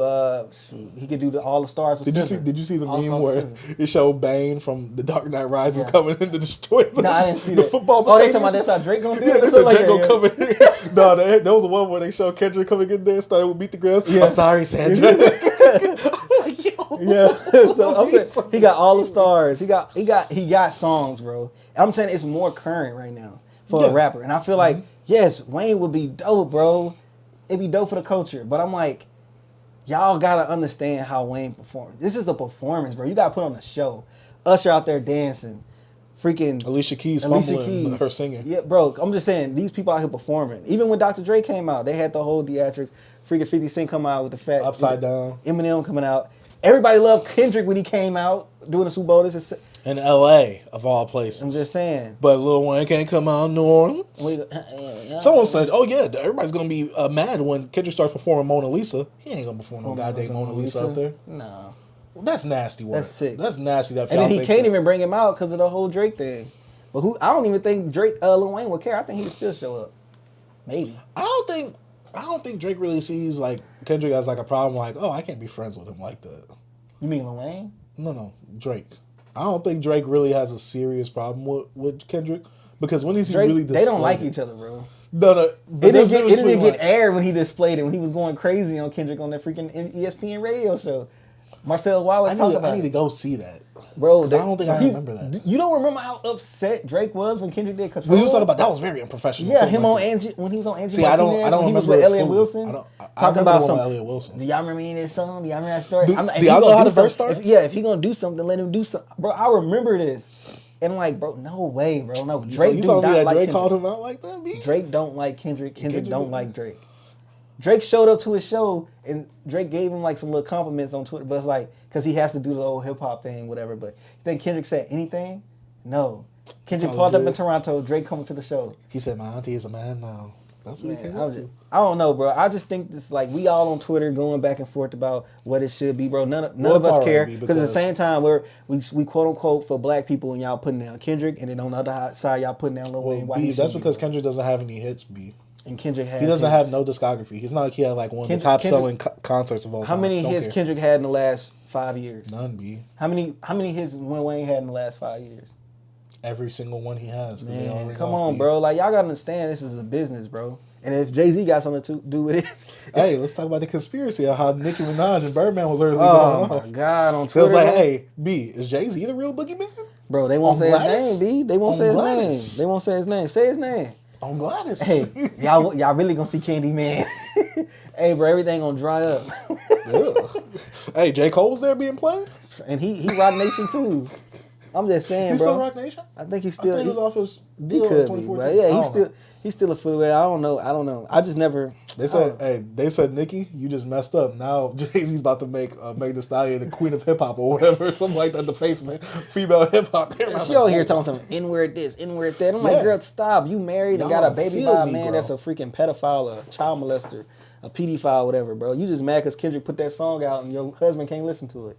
Cause he get offended. Man, y'all gotta relax, bro. What's wrong with these people? And Birdman, you need to chill out with a little star on your head. Gladys, your mom probably be this your mom probably be disrespect. How you are on here acting like you just this tough guy, bro. Shut your mouth, man. They lucky. I don't have no affiliation with these guys. They don't know who I am. I don't know who you are really. But I'm just saying, y'all need to stop, bro. He disrespected Lil Wayne. Man, come on, bro. Come on, they just upset that they didn't get the Nicki, bro. You're Nicki because you're Nicki, but Nicki, you're not Nicki. Think about it. All these other women got you wiped down right now. Cardi B, Megan Thee Stallion, Doja Cat. Even SZA? Doechii, SZA. All these people like Nicki, you only surviving off your little crazy Barbies you have. Bro, I haven't heard no Nicki song on the radio. Oh, okay. I hear your little weak song on the commercial with Lil Uzi or whatever. That song's trash. Nicki, you're not Nicki no more, bro. You're just not. You don't want to see other females doing things. And like you act like you just been kicking it with Wayne and Drake. You act like you ain't rocking with them. But now since, Wayne did something. Now, man, get out of here with your inflated butt. Butt look like it's about to go off. Man, get out of here, bro. I'm just sick of these people, bro. Like, man, like, And then it's like all of a sudden people want to get so pro-black when somebody black do something. Like if somebody black has something to do with it, then they so pro-black. It's like she was upset because some girls wouldn't sign her label. Oh, y'all signed with the white label? Like, bro, it's the same thing y'all do to black people that y'all quote unquote want to do for white people. But y'all scared of them, but y'all want to come at another black person. And it's the same, it's the flip. Just, it's stupid, it don't even make sense. It's a whole cycle. Y'all sound like idiots. What you gonna do on Gladys, bro? What are you gonna do on Gladys? When last time you tweeted? What are you gonna do on Gladys? Come on, I'm just saying, bro. It's just nice little cooking right there. I don't know. It's just weird, bro. I'm like, y'all pick and choose, and y'all want to go at other black people. Like other people, black people get mad because another black man got a job. Oh, he should have got it. Oh, he should have got this. Bro, come on, bro. Well, B, you gotta think about it. If Lil Wayne would have been there, he could have pulled out Nicki and Drake. And then we could have heard the Heart Part 6 on them cloud speakers. Man, get out of here, bro. Wayne probably wouldn't even brought Nicki out, bro. Nicki probably get out of here. Nobody. You're not making the connections right now, B. You're not making the whole connections at all. YMCMB, whatever they. Man, nobody care about that stuff no more. It's over, bro. You didn't want to hear Better Rock on them speakers, B? You didn't want to hear Every Girl in the World? Bro, I don't want to see Lil Wayne on the big stage like that, bro. He don't perform that well. He just don't. And like, I'm not even gonna bring up, he forget his words. It's just, Lil Wayne don't perform. What he gonna get on there and dance? Kendrick be out there dancing with some of his people. Like, Wayne ain't gonna be out there doing nothing, bro. What Wayne gonna do out there? Bro, Kendrick went on stage at the Grammy. Bro, Kendrick went on the Grammy stage, came out in chains. He out there performing. Who? You know, the Chain Gang. He out there performing, bro. Dave Free and him got, they I don't know, I just feel like his connections is better. Wayne gonna get out there and just... Right now, Kendrick is the golden child in hip-hop. But I'm saying, I'm just saying, bro. What do y'all expect Wayne to do? And then Hot Boys don't even get along. They were beefing at the freaking Essence Festival. We don't talk about that, bro. Come on, bro. They ain't even... Like that old dude said on Twitter, bro, Wayne don't even go to New Orleans freaking games. He's a cheesehead. This boy's a Green Bay fan. Man, get up out of here, bro. And see, this is why Juvie sold more than Jay-Z, any Jay-Z album. See, this is why. You saw that what Hurricane Chris said about... He's a better rapper than 50 Cent. No, bro, man, get out of here, Chris.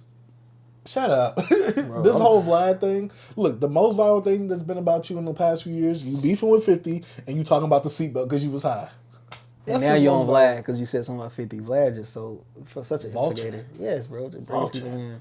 He saw the opportunity. Look what happened with Marlon Wayans. The first. So I do want to talk about that. Yeah. There is a conversation to be had right there.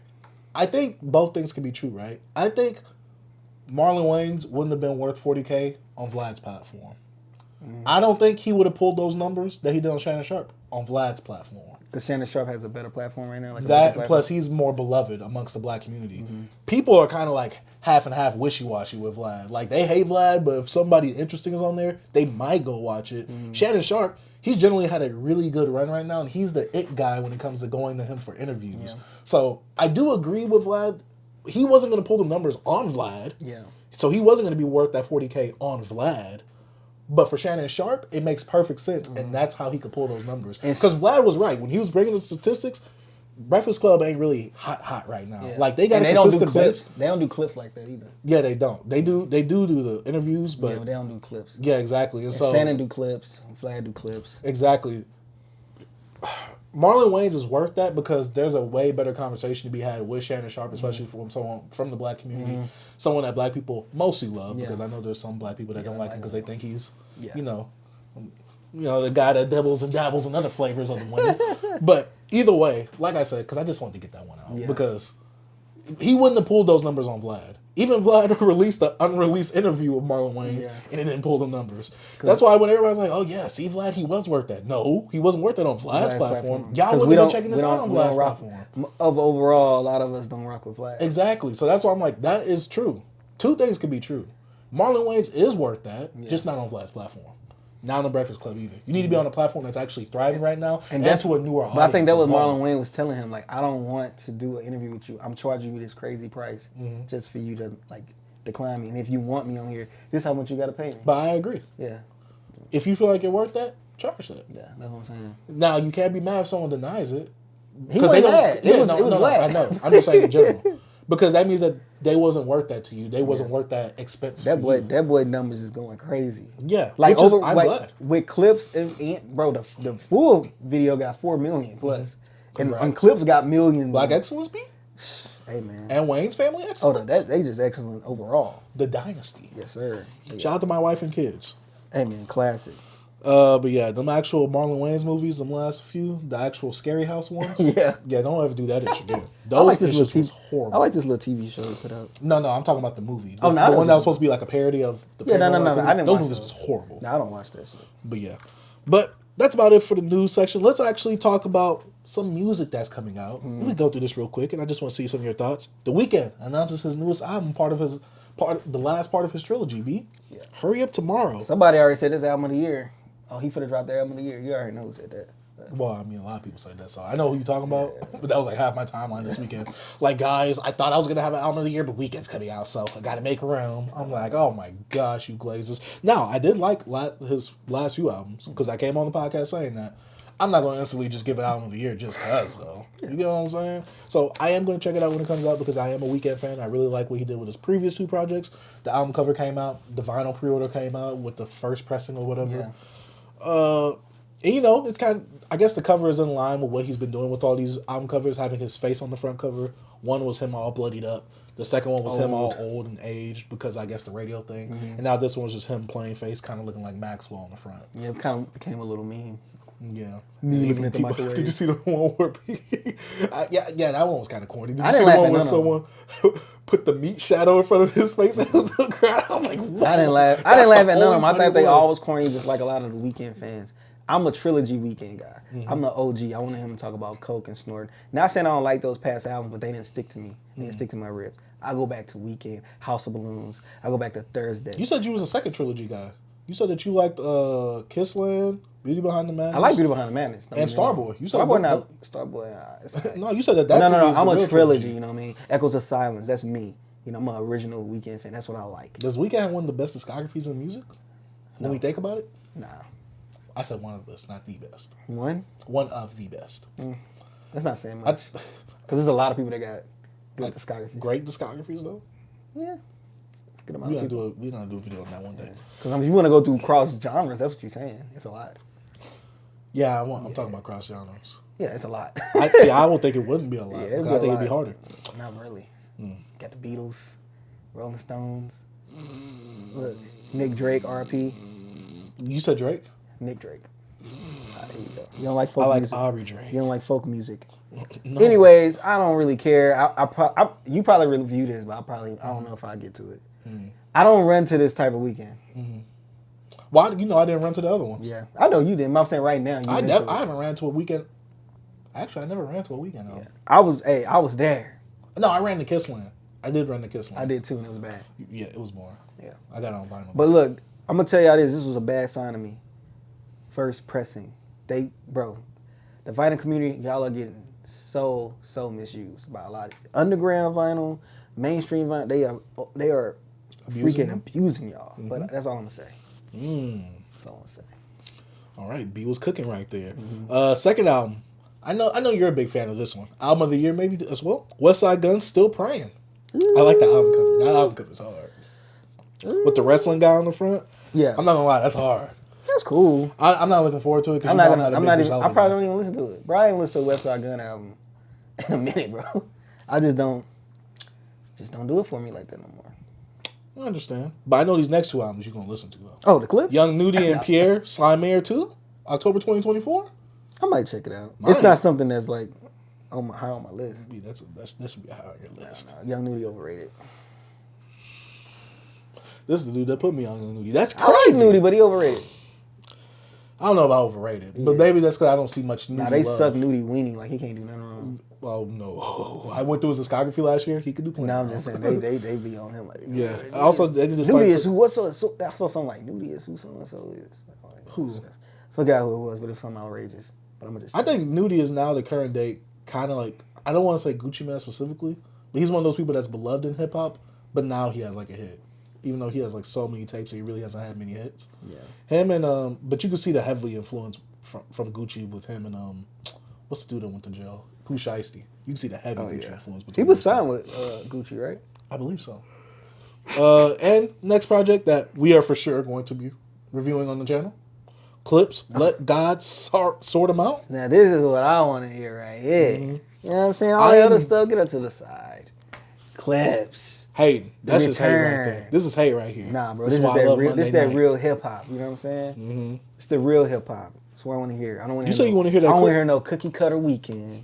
I don't want to hear no Young Nudy and Pierre. I want to hear that Clipse. Produced by Pharrell? I want to hear that Clipse. With the known features being Nas, Stove God Cooks, and John Legend? This is what I want to hear. And with a special feature guest that hasn't been announced yet? We already know who that's going to be. Dot. Some people say either that. I think Elliot Wilson said that, or Jay-Z. Oh, maybe Hov. Some people were saying Jay-Z at first, but then I was listening to the bigger picture with Elliot Wilson. He was like, I don't think it's Jay-Z. He's like, I think it's gonna be Kendrick. Yeah. And I was like, ooh. I think it's Dot. Because people gonna think it's the hate Drake committee. Yeah. The no round twos. Oh yeah, true or facts, whatever you said on the Kendrick stage. No round twos, baby. B, are you looking forward to this? Of course, B. This probably like this is it. Alright. We could pass on this one. Right, No review on this one. Most definitely reviewing this. We can review the young Nudy joint and the Westside Gunn joint if you want. It's just not something I'm excited for. I'm not looking for. The only two I'm looking forward to is the young Nudy and Slimere because I'm hoping that's better than the first one, and obviously this. Yeah, I'm looking forward to this. I want to know who that future guest is, and I want to know, are we gonna get something similar to Nostalgia 2 if Kendrick is on this album? Yeah. Because I'm trying to see what is Miles gonna come on here and talk about. I gotta see the duality. Are they gonna like? Let me see. I gotta use some code words. Are they gonna sniff? Are they gonna act like they sniffing some sugar before the album starts and start going back into they days with the PTSD and they're talking about they old ways? Oh man, I don't know. Maybe a little nostalgia, if you get what I'm saying. This one right here. All right, you're sick for that one. Hey, I'm just saying, Kendrick did kill that verse. Yeah, he did. But yeah, I'm hoping that this production is good because it's Pharrell, not the Neptunes. Yeah. So I'm kind of scared on that one because with no Chad Hugo, even though Chad Hugo was half of the production, most likely, I'm not really sure the percentage wise. On the last project, on their first two projects, I'm wondering how Pharrell will have them sounding on this, and will it sound completely different from It's Almost Dry, Pusha T's last album? Yeah, I think That's what I'm really wondering. I think it's gonna be some different elements. I know Pusha's gonna bring it. I want to see if Malice is gonna bring it. Because even though I think the last thing we heard him on was Jesus is King Kanye album. Yeah, he was on there. And while I like that beat, the beat wasn't enough for me on that album. I mean, on that song. That album's trash. I agree. Yeah. Probably Kanye's worse. Super dog. But yeah. Super don't put that out. I don't know why Kanye did that. Bipolar ass dude, bro. I'm about to say, he put it on his last album cover. That's what he was. Yeah. But yeah. But that's about it for the hip-hop news and just music news in general. Yeah. Let's talk about albums. It's time to talk about some music now. Get to some reviewing. Who do you want to review first? We got Laila, Biggie, Cudi, or Cool J? You want to get the anniversaries out of the way, or what do you think? I felt the anniversary is going to lead to a longer. Well, not the Biggie one. That Man on the Moon one's going to lead to a longer conversation. We can do LL first. All right. And then Layla. Let's go ahead and talk about LL Cool J's The Force album. Now, I don't know. I forgot what The Force actually stands for because it's supposed to be an acronym. It's an acronym for something. Yeah, but LL Cool J, the first hip-hop artist, or the first artist in general, off of Def Jam, and he's now coming back out with an album. Mm-hmm. B, I gotta ask, what did you think about this album?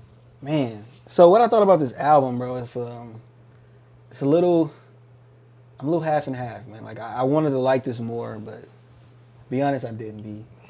And the sad thing to say, it wasn't really LL much. It was more the production. And I'm a huge Q-Tip fan, but I don't know, some of these beats, bro, didn't do it for me. I just feel like I think LL probably should have he shouldn't have did a single produced album. I think he need to dabble into something else. I think he probably should have had multiple producers on this one. Because I feel like, I don't know if some of the production, not saying I ain't like none of the beats, but some of the beats from it just didn't mesh well to me. It just didn't click. And like, nothing wrong with LL's rapping, it's just some of these beats I just did not like. Like the Black Sweet Code. Black Sweet Code. Yeah, Black Sweet Code. Like, I love like the first half rapping, but I don't like the West African inspired singer, the lady at the end. I did not like that. And it was some beats. Hold up, bro. I did, I had to do my notes because there was just some stuff I had in my mind. I'm just like, oh man, the proclivities, of course, I did not like that. Sweetie did not like you on that, but I know LL got to he got to give you the ladies track, the little sexy track, him talking about smashing. You know what I'm saying?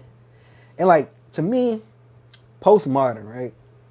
Postmodern, if you remember this track, this is the track that actually summed up how I felt about the album.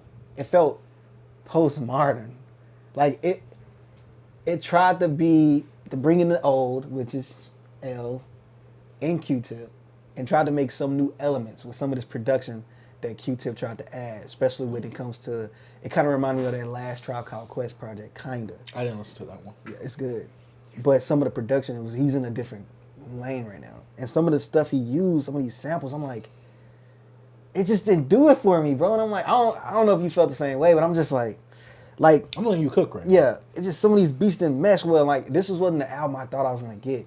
I thought I was gonna get to be honest, like something more soulful with Q-Tip. I thought I was gonna get in that bag with some of his soul samples, the jazzy bag.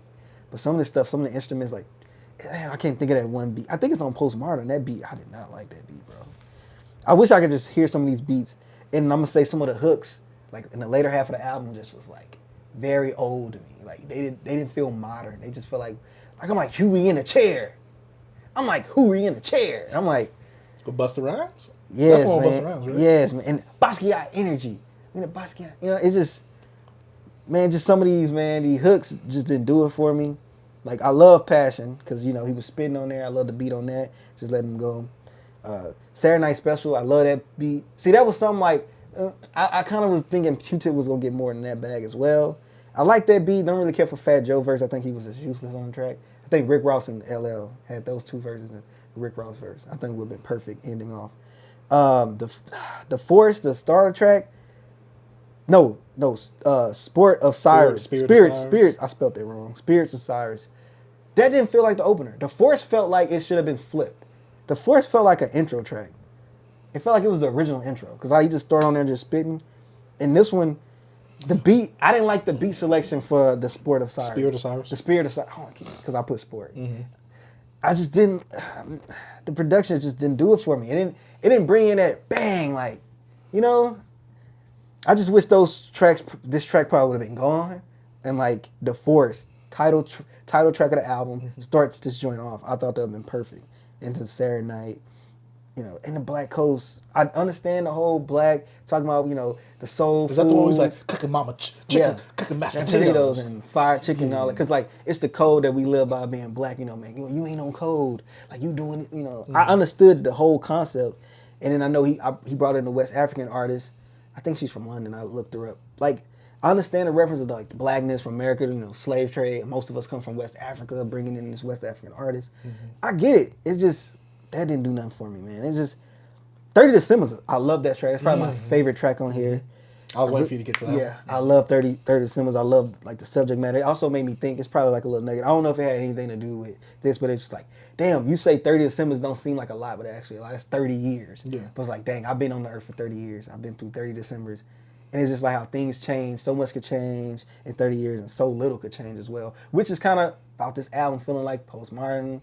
It's this whole little theme. And then, I don't know, man. I wanted to like this album more, B. Not saying I dislike it. It's just I wanted more out of it. Mm-hmm. And I'm not trying to bash it or even talk down on some people that love it. Some people say that LL pull out the album of the year. And I'm like, yeah, I don't agree. No, I don't agree with that. But I think he sounds inspired. Mm-hmm. He sounds like he's not done with rapping. And the crazy thing is, most of the problems I have with it is not with LL. It's with the production. Mm-hmm. And I'm thinking, I didn't even think about the Nas track. Oh, the M track. See, I was going to bring that up. Hold up. I didn't even we could, if I'm going to say something, you can, but like the Nas track, when Nas started off, I'm like, bro, come on, you better rap. And then he started rapping. I'm like, all right, cool. But that beat didn't do it for me, B. The production, it didn't do it for me. We gonna talk more about it, but like also, Murdergram Dose with him and M. Doe, Like, I love the original Murder Game off what's the album? Mama Said Knock You Out. Like, I had no problem. M had a cool little verse. L had, we were rapping. LL said it was a cool little fun fact that all three of them in the Hall of Fame. I was looking at a little interview he did. Him, Q-Tip for to get inducted this year. And like, that's cool. But Mary like, J. Blige, right? Yeah, with Mary J. That. And then, they went back and forth on here. Oh, man. I don't know, B. I don't want to be. L was rapping. So, B. M did his triple flow. He had a little cool little board, I guess. Talking about that mafia thing? That one. Yeah, that was cool board, but like the Jack the Ripper, talking about, LL, his Jack the Ripper diss tracks. He had one board where I was like, come on, man. It should come me like a flower, man, way out. Pick the tulip. Oh, yeah. I was like, you know what I'm saying? It was like, bro. But, bro, overall, man, DeVal. Oh, I didn't get DeVal. DeVal was the ending track when he had like the posse cut. Yeah, the younger guys on there. One from New Orleans. One from New York. Yeah, one guy was one like from Jersey. I could be wrong on that one. One was from Lafayette. He was from Louisiana. But one I know, I think he's actually a producer as well. Mm-hmm. But yeah, they would sound all right. They didn't sound bad. LL didn't sound bad on it. I just didn't think it was a good closer. It just, excuse me. I just thought this album was gonna be put together very, because he scrapped the whole album. Well, he didn't scrap it. With Dr. Dre, he was working on. He had a dream that Phife came to him like, yo, I like that album. He was like, that's what he said. So that's what made him link up with Q-Tip. Mm-hmm. I don't know. But he said he's still putting out the Dre album. So I don't know, man. Maybe he should have listened to Phife in a dream. That's crazy. No, that's crazy. No, but it's some good stuff in here. And LL, you was rapping, bro. Like, you wasn't no slouch, but yeah, man, B, you got it, bro. Okay, so I'm known for giving out Dusty Awards on this platform right here. I'm not gonna give it to him yet. Yeah. I'm not gonna lie. I enjoyed some of the aspects that I got from this album. Mm-hmm. First thing I want to commend LL. Like I said, one of the first artists on Def Jam, if not one of the biggest. Artist. One of the first rap superstars too. Yeah, he's the one that really came up with the hook and the chorus and all that in hip hop. I believe. I could be wrong on that. LL is a iconic legend within hip hop. Yeah, most definitely. I want to give him his respects right now. I also want to say this: he was not the problem on this album like that. I honestly thought, because at first, when I first heard LL was coming out with the album, I'm like, because I heard his last one. The one with the Ellie or what? Yeah, my baby. What was that album called? Exit. It's the one with the Dream on it though. They had a song together on there. But I was like, I'm like, no, because he be sounding dusty sometimes. Yeah. But we talked about some of the tracks that he had. Saturday Night Special, Passion. Mm-hmm. I'm like, these are phenomenal tracks. We're rapping. And I watched some of his interviews with Breakfast Club and Charlamagne. Boy said he had to teach himself how to rap again. Yes. And I'm like, I could tell. Yeah. You did not come with no dusty flows on this. Authentic. This one? Yeah. That one. And I'm going to go through this track list because, like I said, to me, LL was not the problem on this album. I mean, here and there, yes. But I think it's mostly because of, one, his beat selection. Yes. The beats that he chose from Q-Tip. I think Q-Tip was the one lacking on here. And I'm not a big Q-Tip fan. I like some of his production. But to me, this was not it. What I got from Passion, a Saturday Night Special, I'm like, if we get this, that's why I was like, this might be album of the year. It was not. And my boy Nas is on here. I was sort of disappointed with that song. But let's go ahead and go through it. Spirit of Cyrus, to me, I feel the same way as you. Mm-hmm. It didn't feel necessarily like an opener, and I feel like Snoop Dogg wasn't needed on that. Like, I get it, Snoop Dogg is a legend in hip-hop. Yeah. One of the older legends that we have in hip-hop. He didn't really add nothing to the song. He was just on a hook a little bit, right? Yeah, and I'm like, I could barely hear him, if anything. Like, I could barely hear him. I do like the way it goes into the Force, the actual song, but I didn't really care about the Spirit like that. I liked how LL was rapping, though. Yeah. But as a song, I'm just like, this isn't it. But LL, most of the times when I like these songs on here, it's because I liked LL's rapping. Yeah. Like, if I didn't, I just could not have liked any parts of that song, like Proclivities. Yeah. Proclivities and Murdergram, those are just the two songs I did not like at all. Like, when I was going through the album again my last time I listened to it, because I listened to it 3 times, I skipped those two. I'm like, I just can't do it. The other ones I could tolerate, this one I just can't do. We got The Force. I thought it was cool. Mm-hmm. This Saturday Night Special came in. Even though we heard it as a single, I still love that. Yeah. I'm with you right there with Fat Joe. I didn't really care for him on that. The crack. He said that like twice. And Like, to get me, out of here. It's Rick like, Ross has that presence. Yeah, when he's on on the that, mic. To me, I never was a Fat Joe fan. So I'm definitely really not a Fat Joe fan. I'm a Rick Ross fan. So having LL and then Rick Ross comes in right after him, I'm like, okay, I really like this right here. I love the production on that song, that B. song good. Then we got Black I love Coat. Q-Tip on the hook. That was him on the Yeah, hook? that's Q-Tip. See, I didn't know that. See, I like that. Man. And then we get the Black Coat Suite. I love the way that LL was rhyming on that. It's just that beat. And then we got that person that you said there. I'm like, you should just put Anderson .Paak Bro, on. and her, bro, wow, I thought of, I like, yo, Anderson sound dope on here. That's what I was It like, was you another like- song I said Anderson would sound dope on. I just can't. I can't And I'm just remember. like, I get what you're trying to go for.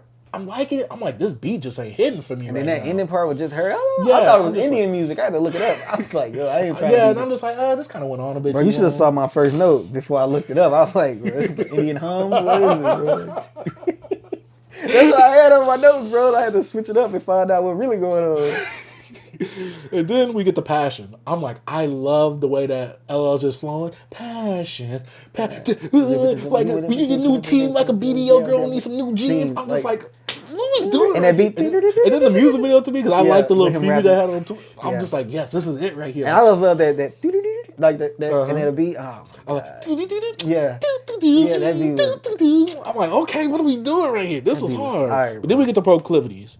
The first miss on the album. Man. Like the first like Completely miss, yeah. Like I'm just like, LL, I get it, you the ladies man. You the first Drake, basically. I don't need to hear this ish. Yeah. I don't need a whole song about I'm gonna lift her legs up and I'm gonna spread I'm just like, LL. And then Sweetie of all people. Yeah, you freaky frog. Her flow was trash on here. Yeah, that's why he was like, yeah, Sweetie took her time with this. Are you sure? Man, she just gave it to you late. Facts, no. She didn't know she wanted to do it tonight. Facts. She knew what she had. Look, she did this like it was like homework. She put it in late. Then we get the postmodern. This was I was like, all right, this kind of feels dusty. Yeah. I'm like, now because it sounded old. Yeah. I'm like, is this a old LL song? I'm like, this don't sound like the modern LL that we're getting recently. I like the way he was still rapping on it, but I'm like, it just don't mix well with me. But I still enjoyed it enough to where I can still listen to it and I can tolerate it. Then we get to 30 Decembers. And the way that he's going, I'm like, all right, 30 Decembers. I'm like, okay. That was dope. That was hard. That's one of my favorites on I this think he album said that's right his here. favorite song on there. Shoot, it should be. Yeah. And I was just like, dang, like this is a really good song. I'm like, I'm just liking the way how LL is kind of giving you this perspective of like where he's at now versus like how he used to be or like how he used to be treated back then when he was younger and things like that and the life that he had to go through. And then going back and people not knowing who he is type stuff. Like, Exactly. You know what? Yeah. I was like, I love this song right here. Like to me, everything was fitting well right here. Then we got Running Back. I'm gonna be real with you. Not memorable to me. I don't remember anything from it like that. See, I wrote a note and it made me remember the track because he was mostly like kind of braggadocious. Like I said with Russell Simmons when I was 17, never did it with him. He was just pretty much speaking on like all the stuff he did at a younger age type stuff and being like kind of braggadocious in one of his verses too. I think that second verse. But yeah, that's my note about the braggadocious bars, talking about things he did in his first years in the rap game. Just saying like whatever y'all doing is nothing new to me, but the song was okay. I think I liked it. Yeah, for me it wasn't memorable, but I liked it on here, so it must not have been bad. Yeah, it wasn't bad. Then we got Hugh in the chair, and I'm like, I like the rapping, but like you said, it's that hook. Yeah. And to me, LL was talking about on the Breakfast Club. It don't matter what you rapping about, you just gotta make the songs. How do songs sound? Yeah. Me in my head, I'm like, oh, are you sure you heard these songs and how they How sound? you think Busta felt on that? I don't think he was really like on the topic. It's like he brought up the one part, but it's just like that's all he had. I'm Huey in the chair. So stay. And I'm then just like, I'm like, man, you got it. I don't know. I just felt like I didn't need Busta on this song. I didn't. I just I'm like, this song could have been cut short. This could have been an interlude or something. I didn't need him on here. Then we got Boss Guide Energy. I'm like, cool. yeah, I did not like that beat. I was like it exists. And then we got to praise him, and I'm like, you got Nas on here. I started hearing the beat. I got scared. Yeah. I was like, oh, LL Cool J comes in, I think. Then Nas comes in. I'm like, all right, we dropped the beat a bit. Then the beat comes in. I'm like, where's the rest of the beat? Yeah. I'm like, Nas is flowing. Nas is coming here to do his job. LL has been doing his job this whole album. Where's the production at? I'm like, what we doing with this beat? And I saw someone on Twitter super glazing this song. Song of the year? I'm like, no. No way. I'm a Nas fan. The three lineup, the Nas, Q-Tip on the hook, and LL sounds amazing. On paper. That's what I'm saying. But I was like, this track was not what I expected. Like, It was very lackluster. I'm just like, because I'm like, Nas, he came in there with that kind of lackadaisious flow, and I'm just like, oh, Nas. I'm like, okay, you sounded a bit like a slouch. Pick it up. But then he picked it up. But it was short-lived. Yeah, the beat didn't pick up with him either. And it was a short verse, and the beat didn't do nothing for me. Yep, and then we got Murdergram. I just don't like Eminem. Yeah. Like, I've been saying this. LL was doing this thing. I get it. He was trying to keep up with Eminem. I don't really care for this song. Yeah, but I didn't like the beat. It felt like a Batman song to me. And I'm just like, I don't. And that's why they put him on there, because all them chops. Yeah, I didn't like that. And then we got The Vow, which I give him props for this, because he said he was trying to put on new artists that people haven't heard of. You know, it kind of lives on the spirit of hip hop, especially with him ending out in the Posse cut. Nothing bad about this track necessarily, but there's nothing for me to run back to on this track. It's one of them tracks Yeah, it's one of them things where I respect LL for doing it, because he has a platform, he's putting people on. But it's nothing for me to really go back to. I looked them up, but I was like, Don Pablo. None of their verses, but also the production didn't really make me want to. Ooh, let's go. I had no thoughts.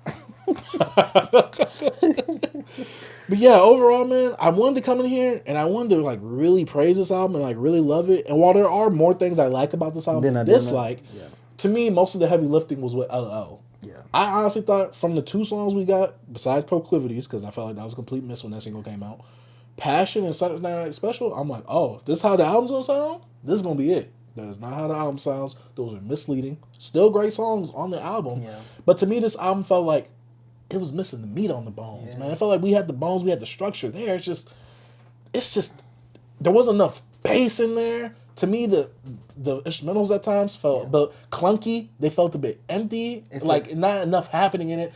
And you know I listen to this in the car. Yeah. Some of these songs bump.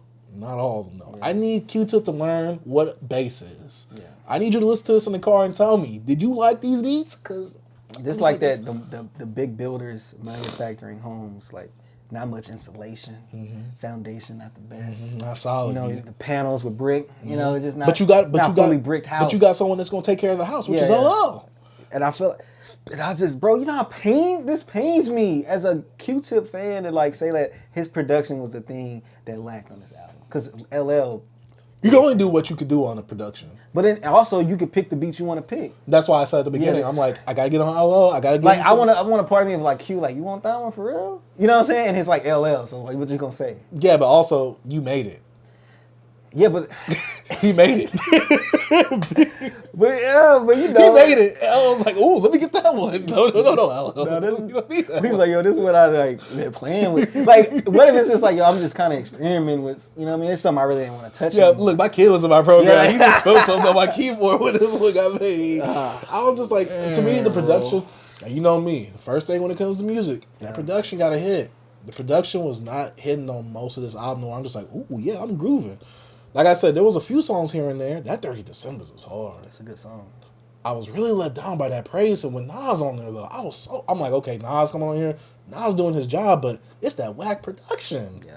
I'm just like, dang. And Q-Tip, legendary producer. And I'm not a big Q-Tip fan. This wasn't it for me. Nah, bro. I like some of his other stuff that he produced. This one wasn't it for me, man. Now, overall, I do want to still support the album. There are songs that I do want to go back to. Oh, yeah. I got some stuff on here where, like I said, a lot of these songs I could tolerate. But some stuff I'm just like, that ain't it. Like that, like the actual mixture together, it ain't it. Yeah. But like I was wanting to say, I still want to praise LL because he came with it on this album. Yeah. He didn't sound too dusty. There was like that postmodern song. I'm like, it sounds a bit dusty. But I'm like, all right, we can do this postmodern. I don't know if you're trying to go for that, but it's cool. Either way. I still got some standout tracks on here with Saturday Night Special, Passion, and 30 Decembers. That 30 Decembers was still hidden for me. That's my 3 too, B. That's my 3. But because to me, perfect songs, except for the Fat Joe feature. Yeah. It's tolerable, not bad, but I'm like, the presence really wasn't needed. But besides that, overall, this project, I gave it like I think a 3 out of 5, 3.5 out of 5. To me, LL did a lot of the heavy lifting on here. He is a big dude, so it makes perfect sense why he would do the heavy lifting. But overall, LL, I'm proud of you, but your beat selection, I'm not proud of. Q-Tip, it's not the worst beats I've heard. Nah. It was disappointing, though. Because especially with what you gave us with Saturday Night Special and Passion, that was it. Some of these other beats sound a bit clunky, a bit fluey. Yeah. But overall, I think this was a solid enough project to where I'm just like, I'm looking forward to hear him. I want to hear him like on more varied production, but also if he could lock in and create another project, I don't know who I would put him with though. Who I would lock him in Let's with. say Tip did those 3 that you like. Okay. Let's Cool say with we that. give him some Primo. Because I know he sounds dope on Primo. Yeah, especially Primo scratching on that too. I need him to scratch on that. Give him some Primo. You can match him with Pete. I need him on some soulful. I want him on some soulful. You can give him some Ninth. I just think some soulful I haven't heard stuff, no new Ninth stuff, but with Mussolini. Check out his Mussolini stuff. okay. That's one of his. I think Mussolini like actually up under him now.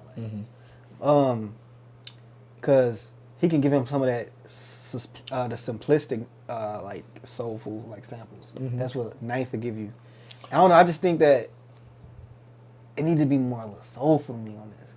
But maybe that's what's missing. that's what I think. Because I like that passion sample. That's what I'm saying. Yeah, passion. And then it was. It still was like it wasn't like slow or nothing. Like I just feel like it needed more varied in production in the way of like the soulness to it. Because I feel like when he got into these other bags, kind of like electronic or something, like industrial type of. I was gonna ask you, does like, Proclivities and Saturday Night Special kind of like not fit on like cohesively on this album to you? I Like don't the think other songs, they sound a bit. It's like an unpolished feel. Yeah. To me, Saturday Night Special and Proclivities, even though I didn't like Proclivities, they sound way more polished. Yeah. That's the best way I could describe that production. Like it sounds like a lot more clean. You could hear everything properly. I don't like that beat though. What, Proclivities? Oh, I don't like it. Yeah. But I can tell that it's kind of different from everything else though. Yeah. Like it kind of like those 2 songs stick out. Yeah. Like Passion to me cohesively goes into like how the album sounds.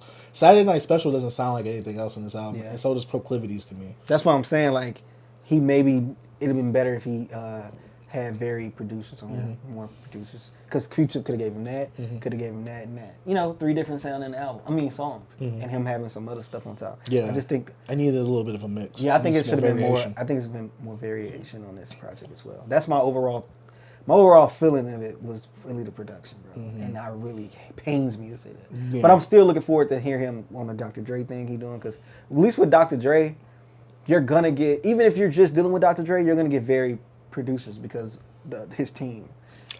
Yeah, that's all I'm gonna say on Dr. Dre. I will say this. Cool. With LL Cool J, I know he said that Shaman said, "Do you feel like you have anything to prove still?" He's like, "Yeah, because there's a whole bunch of people that don't know me. They probably only know me from my acting." He was like, "I still got something to prove." And to me, LL showed that he had something to prove, at least lyrically and pen game wise. Because he still showed that, hey, I had to teach myself how to rap, and I'm rapping better than a lot of you. He is. He was going. And I will say this. LL at times does sound like the old guy trying to be cool, but sometimes it was working for me. Yeah, he was. But there was some songs like Postmodern. I'm like, it's tolerable. Like but on Saturday Night Special, bro, like that he was on his bag, bro. And like 30 Cent was like he was passion, just rapping, bro. I like that. I like the beat. That ish was good. But I give it, like you said, maybe 3 out of 5. Yeah, it's not a bad project. It's just the production is what really disappoints me on this album. LL came with it. Some of the songs could have been and there's only like 2 songs I could do without. Yeah. Like that, I just do not want to listen to ever again. But besides that, LL did his thing on this album, and I'm glad he didn't come onto this album sounding dusty. Oh, mama want to knock you out. I'm not saying it's a bad song, but I don't need him coming with that flow in 2024. Classic. Yeah, passion. All right, let's go ahead and talk about album of the year contender, B. R.I.P album of the year contender? No, just album of the year contender, B. Just album of the year. Let's go ahead and talk about Laila, Gap Year. Yes, sir. Now, if you guys do not know who Laila is, she is the daughter of Mos Def, who she was trying to keep the secret for a while. She was on Twitter trying to keep a secret. Look just like this man. Yeah, it looks just like her. And she had 2 viral hits on TikTok with the Like That, where it was sped up and people were trying to like do a distraction meme with it. And then we had the Not My Problem, which everybody says she sounds like Gumball from Amazing World of Gumball. I heard someone do an AI thing. I'm like, yeah, this definitely does sound like Gumball.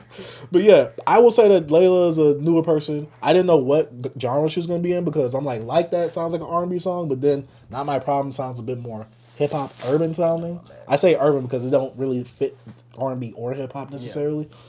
Yeah. And so going into this album, I had no anticipation for it, but I was like, okay, she's using her virality and coming out with something really quickly. She's having a quick turnaround. That's good marketing. Yeah, Like good, very good. You got people on eyes on you. Put something out. Yeah, and whole album self-produced. Yeah, and you can tell. Yeah, but either way, she came out with this album. We're gonna talk about it. Yeah. I didn't know Brent Faiyaz had a kid.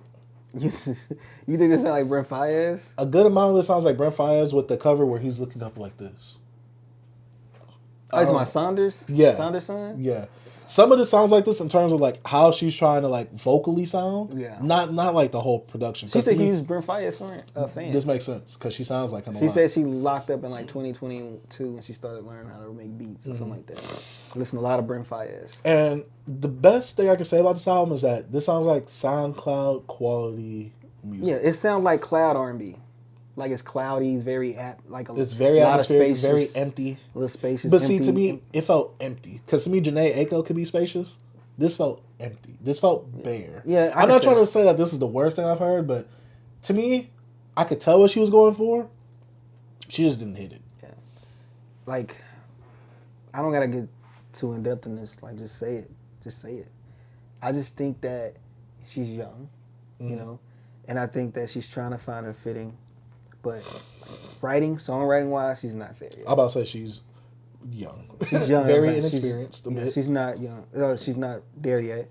And I could tell that she's talented. Like she's making herself, learn herself how to make beats, taught herself how to make beats. She's self-taught on the piano, things like that. You know, she says she's always been vocally trained. You know, her singing is okay. To me, I can barely tell what's happening to sing because she has this effect on her voice, where it's either it's distorted or it sounds distant. I'm just like, I can't tell if you could sing or not because there's no song where you really gotta sing. And some of these songs, she reused that flow from "Not My Problems," and I'm like, was this after or before? That I just couldn't get with, and it's just like the lyrics to me, like the songwriting was just like, wait till you find out, I'ma tell you this, you're gonna be there, you know. Felt elementary. Then it's like, I want some Jamba Juice. You want some Jamba Juice. You know? It felt very simplistic. And I was just like, and it felt like a kid made it. And I know she's young, but she's still, regardless, I think you're talented from just, you know, you self-produced this whole project. Not saying your production was wow. It was very samey, but, you know, that's your style right now. But see, that's not good. You could be in the same vein, but a lot of this didn't differentiate from one song to another. I'm just like, dang, did I not just hear this song? Yeah. And to me, there's something there. It's just buried in all the clouds. It's buried in all that smoke. Like you said, it's empty. I want to say spacious, I guess. Not, but it do feel bare. And I'm like, I listened to this about 3 times because I listened to it the first time and I felt like, I will never listen to this again. I'm like, Tevin, like, re-listen to it. So I re-listened to it. I'm like, okay, listen to it again. I'm just like, you know, she's young, man. That's mostly things I can think about. Like, she's still learning. I gave her grace for this because this is her starting point. And she's young, but also this isn't like an album of the year contender. Nah, not even R&B, bro. I don't know. This not even. This is an all right attempt for me. This is an all right. Bro, this not even R&B of the year, bro. Party Next Door came out this year.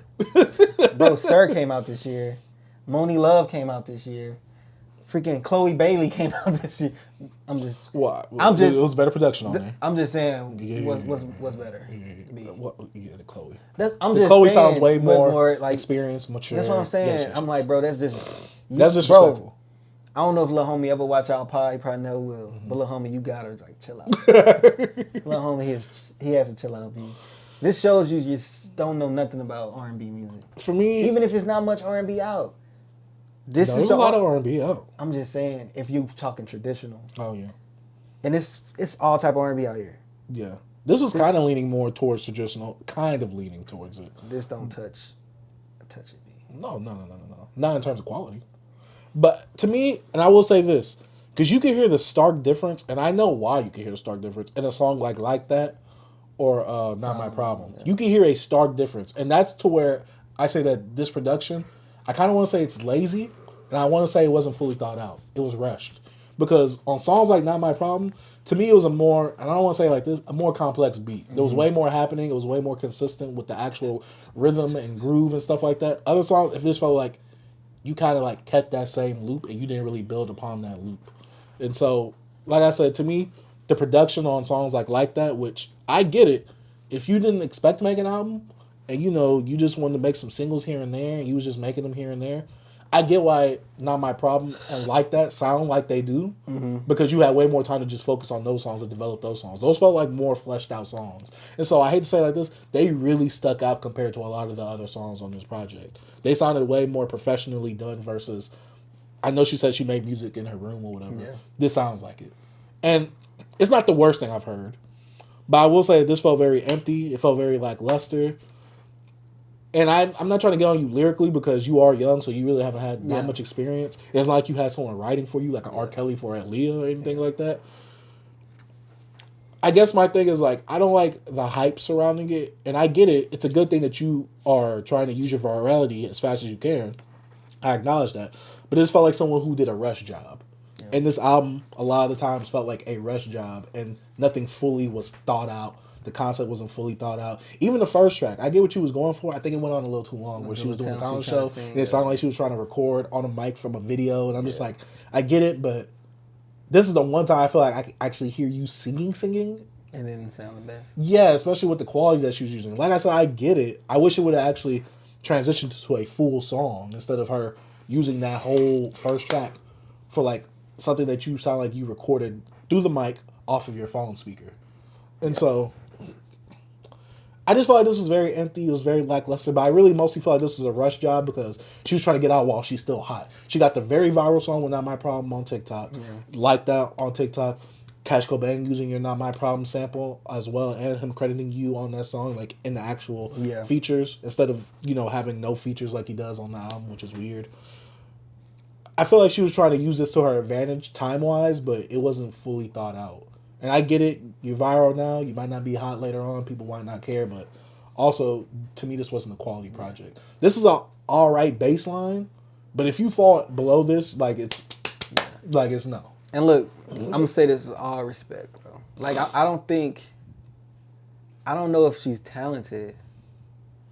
I don't know. I just don't feel like she'll be here for a while. I feel like, to me, she doesn't have a distinct sound or voice to where I'm just like, I think she's going to have to, I think it's going to take her some time to really develop her sound, go through more things. She's young. I think she needs to lock in with a producer. I want to see what that looks like. And I see that her mom them call her baby genius, but I don't know. I just think, your parents, your mom going to always, they're going to always hype you up. They're going to hype you up, and then you got some hits, viral hits, so they're going to, you know what I mean? So I don't know. I wonder what her dad thinks.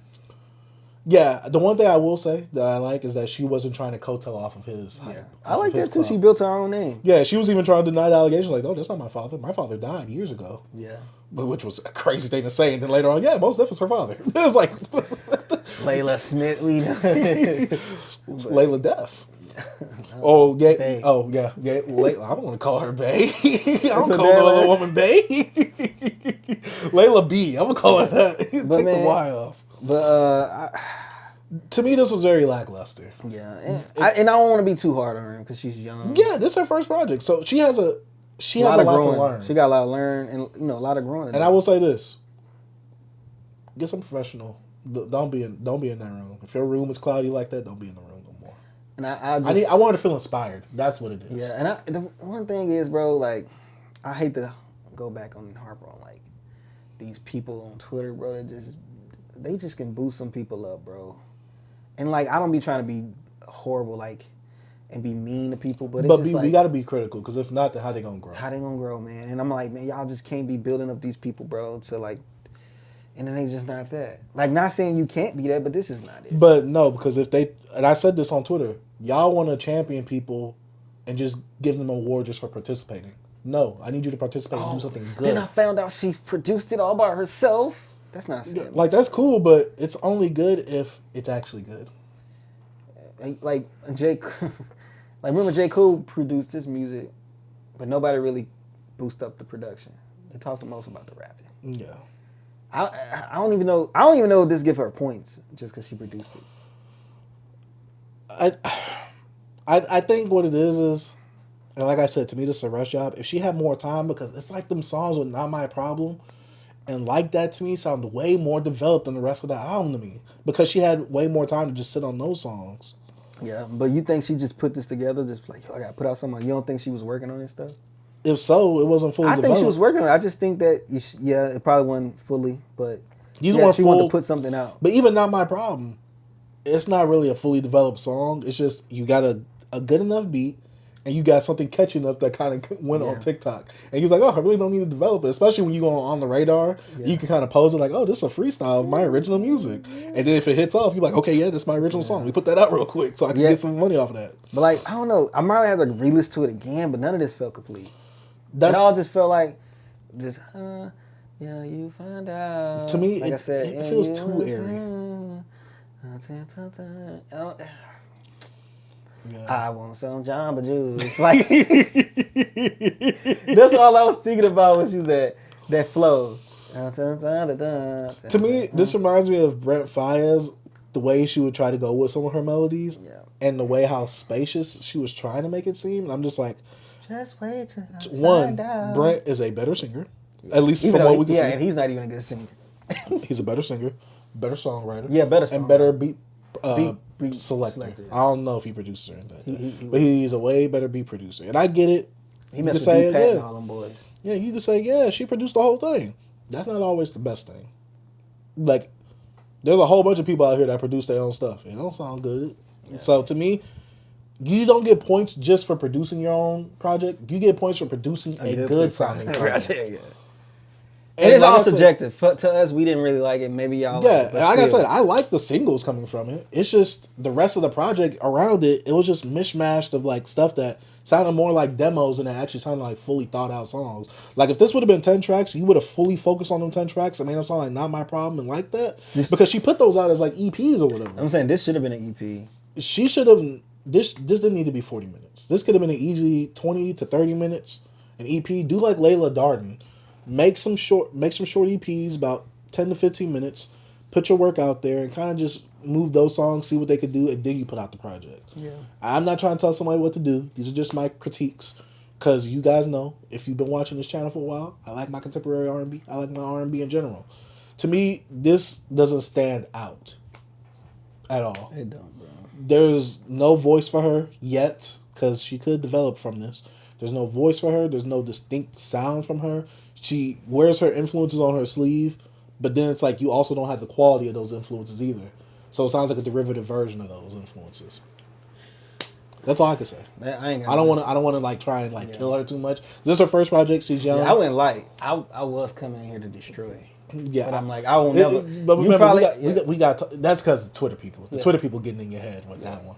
Yeah, pretty much. So I had to come here, settle down, and not take out my anger on other people, on you.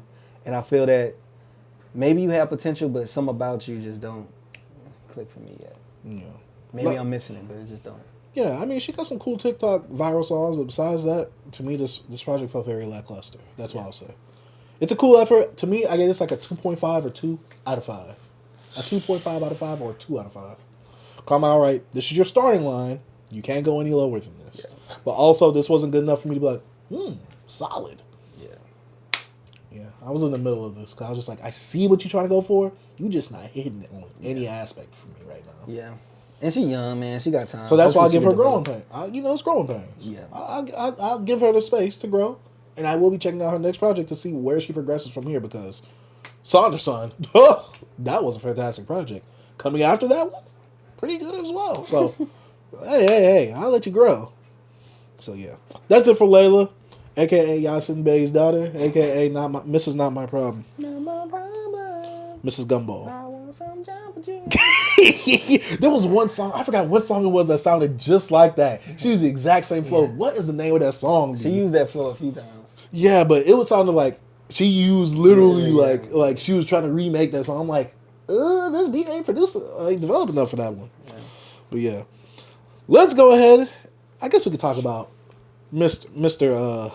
Biggie, Mr. Notorious, Mr. Christopher Wallace. Why put in Biggie? The Ready to Die album, 30-year anniversary. This album came out September 13th, 1994. A year before I was born. A year I was born.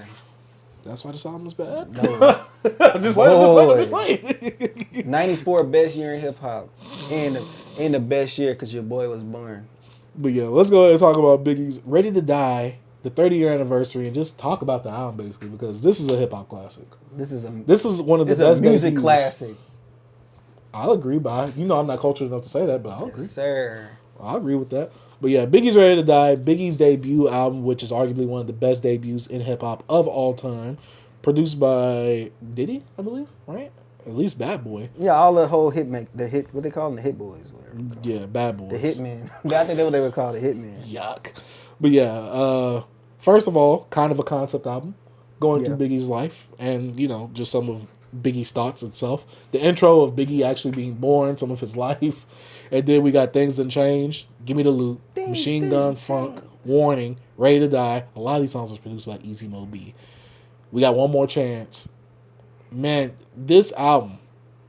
Now, I will say, there are some tracks that I don't like on it. What songs? Give me that album first. Well, not even the songs. Just the interlude. Don't put that goddamn you sexing Lil Kim up on that interlude, man. You fat mother. The worst part is, I'm driving, got it blasting. I don't know the sequencing of the album like that. I hear that part, I was like, whoa! I'll never forget, bro. I used to have the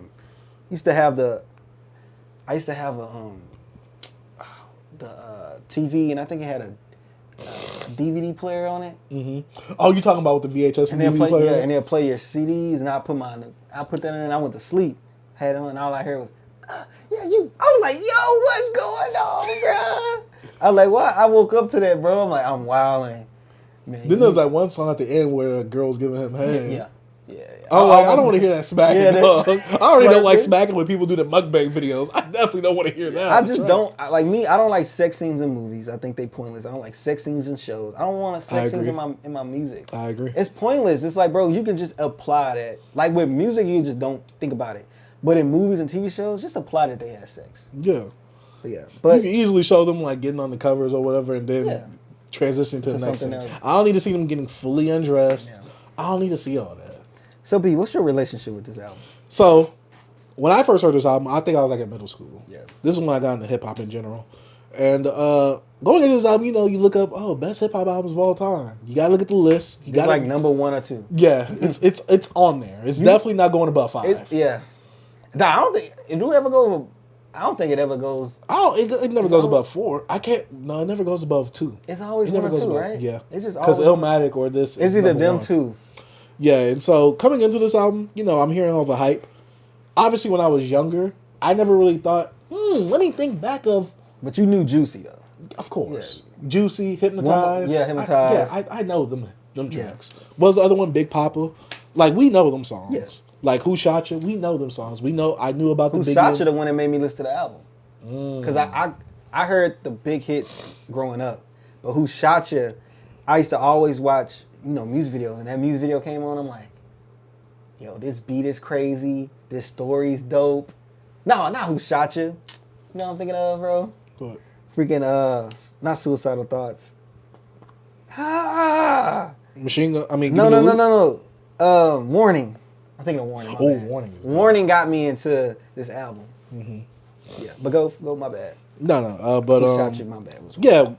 Going into this album, I never really think when I'm younger, this was really revolutionary for the time. Because I never really had a basis of what that time sounded like. I'm like... Freaking album came out, I was like 6 months old. Yeah, I'm just like, I'm not going to be like, I'm hearing someone like MF Doom rapping. I'm like, I'll go back to this. Yeah, that's the foundation right here. Like, I'm young. I'm not... It's harder for me to grasp that, especially when I haven't heard a lot of hip-hop, like, in depth. Or try to, like, sit down and analyze it. Especially when you don't get every single reference, especially when you're younger. So as I gotten older, I've always listened to this album. And I've always thought that this was a good album because, to me, this is one of those albums where it don't sound dusty. Like, there is some dust here and there. Yeah. Especially when, like I said earlier this year, I went to go listen to Ready to Die. Life After Death, because I was doing the Tupac binge. So I was like, let me revisit Life After Death, because I haven't heard that album. And, B, I hate to say it like this, Life After Death is a better album. I think it's a better album. That album's amazing. The production is way better. Oh yeah, much better. And it's double disc. Yes, exactly. And to me, I'm like, there's some songs here and there. I'm like, all right, I could have done with that, but either way, I'm like, the production was still good on that. My favorite song, Biggie songs on there, "Sky's the Limit." That song's good. I love that song. That song is so inspirational to me. There's so many great things, but this isn't a life after death. We could talk about that one day. But going back to this album, because I never really heard them within the same year. At least not while I'm older. I never really went back to Life After Death. I've always gone to Ready to Die because I feel like to me this is a great album from start to finish. The production is really good. It's really strong, and to me it fits Biggie well because Biggie just knows how to flow really, really well on these tracks right here. To me, I know a lot of people praise his lyricism. To me, I like his flow a lot more than his actual lyricism. Because to me, I'm like, okay, you finding all these pockets to get into, and I'm just enjoying the way that you rapping, but I also enjoy the way that he sounds on these beats. Because it's not like he's saying something hard. No, everything fits what he says on these tracks. You can tell that he's a heavier dude the way he actually talks. And how he sounds, his voice is really good. The flow is just amazing. Yeah, and so when he calls himself like, I'm a fat mother effer, I feel that. Yeah. And then like with Biggie, you could tell, like, I don't know if you ever watched the Biggie documentary they put on Netflix. It's really good. It's showing him singing. It's showing singing in the documentary, bro. It's hilarious, bro. What song is it? You want the old thing back? Yeah, but he was here. But he was also singing like some Jodeci, bro. And I'm like, dang, Biggie gotta sound good, bro. I haven't seen that. I need to see it. It's a really good. You said it's on Netflix? It's on Netflix, I believe. Yeah. It's not bad at all, bro. And like, but Biggie, you could tell like he's a huge fan of R&B. Cause even though from the references he put a Jodeci song on, Fiendin' on there. Even some of like the references he make about like R&B groups and stuff. Yeah. But like, one thing what was so legendary about this album as well is how he was marketed and how what P. Diddy did with like the pop songs and mixing them with hip hop. Or not, and then him rapping on it just so smooth and the flow like on Juicy. Like, come on, bro. The Juicy, the do, do, do, do, do. What they call, I forgot the name of the group. It's the man and the woman too. Yeah, but I'm trying to think of the name of them. I almost say I can teach it. Nah, bro, it's Matune. I can't think of the name. Go ahead, keep going. But like, man, just what Puff did. Matune, Matune. Juicy Fruit. Yeah, Juicy Fruit. Just that, the Juicy, and then One More Chance, and it's just the things that Puff put him out, and like being this guy, heavier set dude, big black dude, like you just gotta understand like how he was from the image he had, and that was just great. And then I don't know if people were expecting this album to sound like this too, because some people was like they didn't want to listen to Biggie because they was like, oh yeah, look, he has those songs on the radio, but they didn't know. Then some people listened to the album was like, yo, this is different. Because also you gotta understand when he did on Give Me the Loot was like so different from like any mainstream thing of like rapping in a different perspective with this different voice. Like that just shows his I guess not even versatility or just like I won't say creativity as well. Just like my whole life when I was younger hearing that I thought it was two different people. I was like, what is featuring who? And then like getting older and figuring out that's just Biggie. And I was just like, yo, that's so dope. Man, we taking high school Jews too. And then you had the calm one, you got the dude that just don't care. It's like, bro, they don't even care what was going on, bro. Give me the loot, bro. Him talking about he taking high school rings, like, bro, he picking like high school to come out, like, we taking everything, bro. I'm a bad boy. Like, bro, just the intro from Things Don't Change is boom. And that beat on Things Don't Change, and it's just like, it didn't let up on this album, bro. Like, Things Don't Change, Give Me the Loot, Machine Gun. I will say this, I didn't expect this gangster, like, hood lifestyle when I first heard based off the singles of like him, because it comes off as like Play It Smooth, like you were saying. So that really reminds me and puts me back in that. Like I never really thought about that because growing up with Ready to Die for so long, you were like, oh yeah, this has always been Biggie. That's what I'm thinking about. I'm like, no, I'm like, because I've heard Hypnotized, Juicy, Big Papa. I'm like, and then I always thought it was just gonna be Smooth Player. And then all this fits in here, and it's just totally different. Like Warning, bro. Like come on, I know that whole song. Like Warning. Like I remember watching that music video, just him waking up. Who is this? Paging me, you know what I'm saying? In the morning, clock it down, and now I'm on, like the cold out of my eye. It's just so crazy, bro. I'm like, yo, this is so dope. The story, the people coming in, and just the the vision, like he just, bro, it's so crazy that you can listen. I didn't even have to listen to this album for this because I listen to this album so much that like what Biggie was doing, bro. Like I'm telling you, I think we said this before. I talked about this before. I'm like, bro, I don't think people could still keep up with this flow, bro. Like it was just so unique, just how he sounds. It's so perfect. His rapping voice is amazing to me. Like I just wish we could have had more of him. Like what would Biggie be right now? Like what would happen? The what ifs just kills me every time I hear stuff like this. And that he was so talented and just, oh man, cool, so charismatic for the guy he was, man. And just, oh my God, this album's amazing. Like What Child's amazing. Life After Death is amazing, but Greater Dies is still the best, bro. You think it's his best album? It's just because of like, it's what, 17 tracks, 19 tracks. Mm-hmm. It's just, bro, Suicide is really 17 because Who Shot Ya and those Just are, Playing. Those are like deluxe. But Suicidal Thoughts, bro. Especially with that subject matter, especially like for back then. Bro, for back then, we say, I want to go to hell. Mm-hmm. Bro, come on, man. God might have me on some really strict, not sleeping all day, not getting my. Mm-hmm. Come on, man. He don't want to be in heaven with the goody goodies dressed in white. I like black. What do you say? I like black Timbs and black hoodies. Man, come on, man. Like, it's just different, bro. Like, Suicidal Thoughts. When I heard that, I was like, yo, this. I remember the first time I heard it. It was also outside of the album, and I was just like, yo, this is crazy. This is sick. For me, I heard it inside the album. Yeah, I heard it outside of it. I'm like, yo, this is crazy. But Warning was like, I gotta listen to this album. Because I think I heard Suicidal Thoughts before Warning. And I'm like, because, bro, 06, around like 06, I was just on YouTube, bro, just wilding. And I'm like, yo, this is crazy. Then that's when I figured out LimeWire, and I just downloaded this stuff. But like, oh my God, bro, this album, is just really iconic. And just, man, Big Papa, like, come on, these are songs that's like we known growing up. But never tired of them. I mean, you hear it in this album just so complete. It's like one of the, like, it's probably the perfect debut. Because, like, yes, Illmatic, like I said, it can go back and forth with Illmatic in this album. That's like the best debuts or like my favorite out the two. Mm-hmm. Because you can see, like, with you can have more pressure on Biggie. Because Biggie came out with the hits. He has more songs on here. I feel like the production varies more than Illmatic. Oh yeah. So I don't know. And it's like a 180, especially based off of the actual. I don't know, man. Now see how I'm talking about this album, and now I'm down in Illmatic. And see, my thing is, I said, look, I was glazing Illmatic when we did that review. Yeah. But the more I think about it, because I've been on that, it was written as a better album than Illmatic. Yeah. Ready to Die might be a better album than Illmatic. Yeah. No, I think it's a more complete album in terms of you have the songs, the radio singles, the structure of the actual songs itself, but you also have somewhat of a concept with him starting off with life and then at the end, him offing himself at the end, especially with some of the subject matter. And to me, what Biggie says, like, it's hard for you to miss a line. It's hard for you to miss a bar. It's right in your face. It's a punch right there. Nas, it can kind of go over your head because he's very monotone, especially from back then. Mm-hmm. And while Nas could flow, a lot of the stuff he could say, he could get you with the double entendres and rhyme schemes and kind of like, it could go over your head. With Biggie, it's like he right says there. It's boom, but it's also really put together well within his flows. And it's not no like slouch, this is a simplistic bar. Yeah. It's just really done really well. Mm-hmm. Sounds really good, and it packs a punch. And just him on the What with him and Meth as well. The What, oh my God, bro. Yeah. This album, bro. And I will say that every time I come to this album, every season I come to this album, I always get a different song. This season right now, my favorite one is Everyday Struggle. Everyday Struggle is fire. To me, I love that track. I don't know why. I think it's really the production. Yeah. Now, obviously, we all have the controversial lyric of him that's on this album.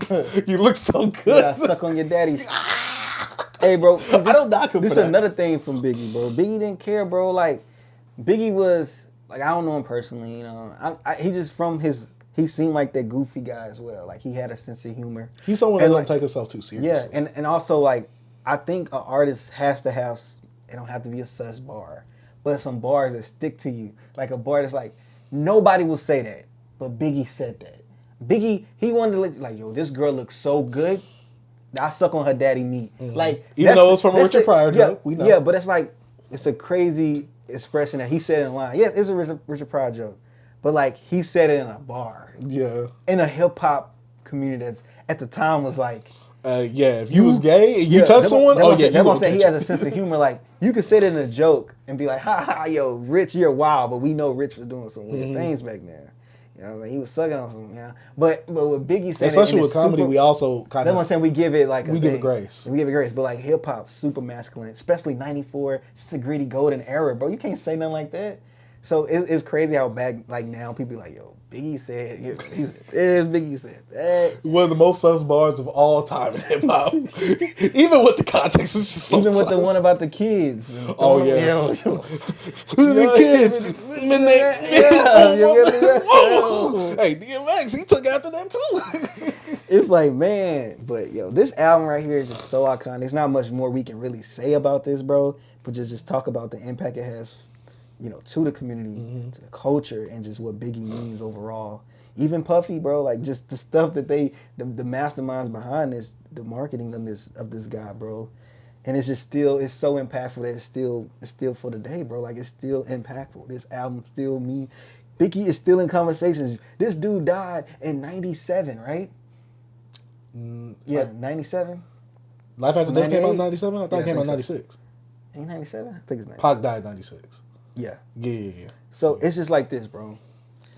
This when you know someone impacted like that. He can't, if he's not in your top 5, do you know hip hop type stuff? It's like, if you just not saying your favorite, but just, if you got, top 5 rappers that, you know what I'm saying? That apart, like, bro, Biggie has to be there and he don't drop.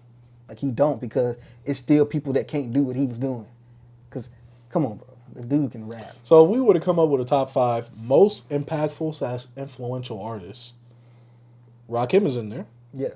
Biggie's in there. Yeah. Pac is in there. Yeah. I don't know who the other 2 spots is. Wayne could be in there. Kanye. Because if we're not going by just rapping, just if we going rapping, impact, influence. I think Kanye, Wayne. Besides the sales. I think Jay-Z will fall into 6 to me. 6, 7. Him and Drake be up in there. Oh, yeah. Yeah. I'm thinking. But yeah. Overall, Biggie, 1, very great discography. Oh, man. 2 phenomenal legendary albums. Wish we had more. Yeah. But also, such a legendary debut. Ready to so Die. And iconic album cover. Who very. People still use today, like Kodak when he used that album cover reference. And hey, remember when Ghostface kind of called Biggie out? He said, "You're still in Nas." Oh yeah, off of Raekwon's for keeping links. I don't want nobody sound like me. Oh yeah, you biting off the style, man. But like having like Babies, Childs, and all this type of stuff on your album covers. You had Nirvana with what they joint, Biggie, Nas are like the top 3 album covers with kids on them and stuff like that. But yeah, bro, it's pretty dope. There are some things where when I used to want to buy the vinyl when I first got into vinyl collecting, people it didn't have the whole album on there. But also people were like, this sounds different compared to the 94 version. So I'm just like, do we have the 94 version on streaming services? Or is there like a different sounding version? Remastered. Well, I know it's the remaster, but I'm just like, how does it actually sound? I had the OG bootleg. Bootleg? It was worth a lot. For a bootleg? Did it sound like it was an OG? It's from the 90s. It was like that. But it was a bootleg. It was an old like pressing, like a fake promo pressing from the like 94 or something like that. Did it sound like the album? No, it sounded real good. Like I sold that drum for a lot of money. You couldn't even sell it on Discord. Discogs. Discog, my bad. You couldn't even sell it on Discogs. Yeah. Look at this, man. I'm just saying. I got connections. Boy. Give me the loot. Nope. But yeah. I'm a bad boy. Man, this album's amazing. Yeah. But yeah, that's about it for Ready to Die. I think it gets the BBC thumbs up. Oh, yo, 10 out of 10, bro. For real. I enjoy it. No skips on it. None. But let's talk about another influential, impactful, legendary album, B. Kid Cudi's Man on the Moon. Let me get the full title. The End of Day. This album came out September 15, 2009. We're giving it the 15-year anniversary right now. This album means a lot to both of us. Man. This album is a classic within hip-hop. Very influential, very impactful. I'm not going to lie, I didn't expect this from Cudi when I first heard it. Day and night, I didn't know what to expect coming from that song to this album. And I will admit, during that time when it came out, I enjoyed the album, but I didn't know it was going to be as impactful as it is now. Yeah. So did you listen to Kid named Cudi? I did. From you. Before this album? Yes. Okay. Because I heard Day Why and you Night. went Day and Night from here though? You didn't think of like the whole album? Of the whole mixtape? You didn't think he can do something like this?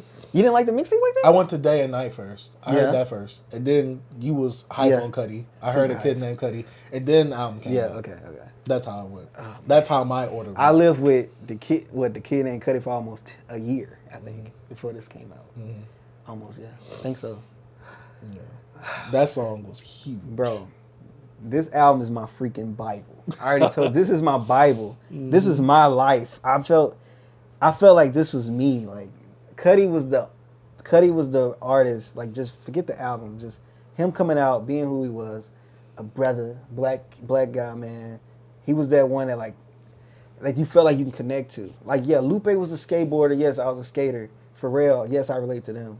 but he wasn't speaking like Cudi was because he was more emotional. He was more in touch with what's going on, and also being the guy that people didn't understand. And everybody want to be like, yeah, man, nobody understand me. You know, you're young. You all want to feel like nobody understand how I feel. Mm-hmm. So like, Man on the Moon, that song on the Kid named Cudi just felt, that was always my favorite song in there. Like, I'll be that man on the moon. Mm-hmm. It's just, oh my God, B, you don't know how I was like, get in my room and just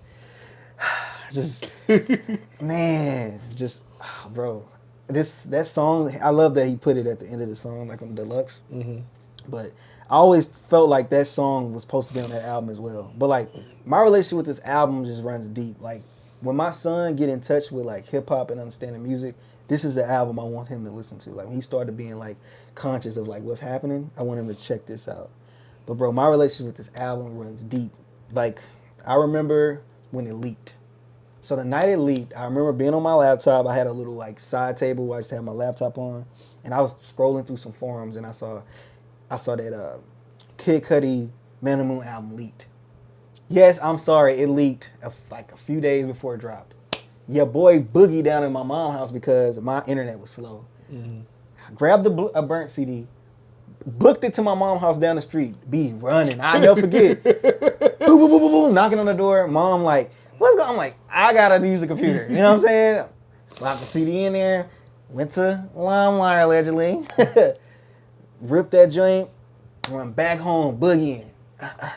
Slide that joint into the Xbox 360 V, burn, whatever it say, rip mm-hmm. that joint to it.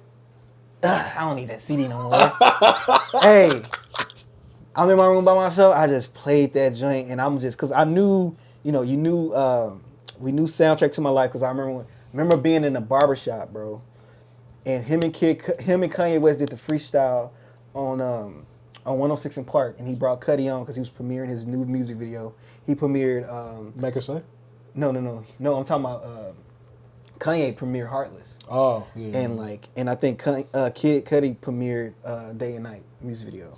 And I'm in the barbershop and I'm just like, oh my God, the outfits is crazy. Like, I just remember like, yo, freaking Kanye that's when he used to have a crazy like haircut, like the faux hog with the joint, like, and then he had the Leatherman on. And I'm like, oh, I want that, like the Michael Jackson Leatherman. And then Cudi had, the leather joint with the pouch, Louis pouch. And I'm just like, bro, they look so fire, you know what I'm saying? And like, bro, I was just into them. Like, in Soundtrack to My Life, he did a little freestyle, like, he did the Soundtrack to My Life joint. I'm like, yo, what is that? I need that. And like, what songs was out? I think Solo Dolo was out. It was already out.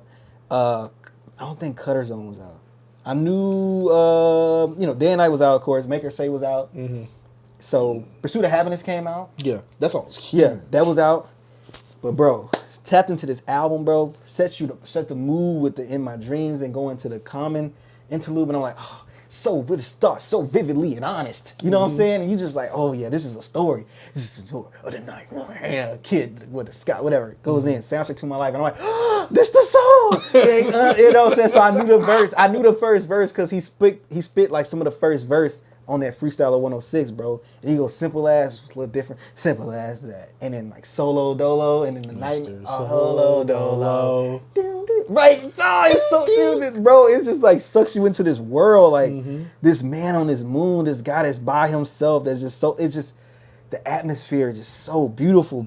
Like this album just grabs you, and it still do to this day. Then Heart of the Lion, you feel like, man, that's my favorite song. Heart of the Lion makes you like, oh, I'm coming up, like I made it through it. Like it gives you so much like courage, so much like bravery. Oh, I'm going through it, and then.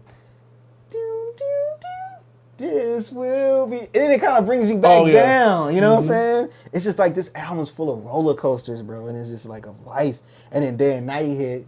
That's my jam. And then that's the like. I still love it to this day. Facts. And then Sky Might Fall. Woo! That's like falling, and you, bro. And I remember when him and Vashti was working on the music video, and it came out. I remember it leaked on like, I forgot, it used to be a platform where you could store it. And it leaked. I lost it. Don't know where it's at. Anyways, he was always talking about the Sky Might Fall video, and this.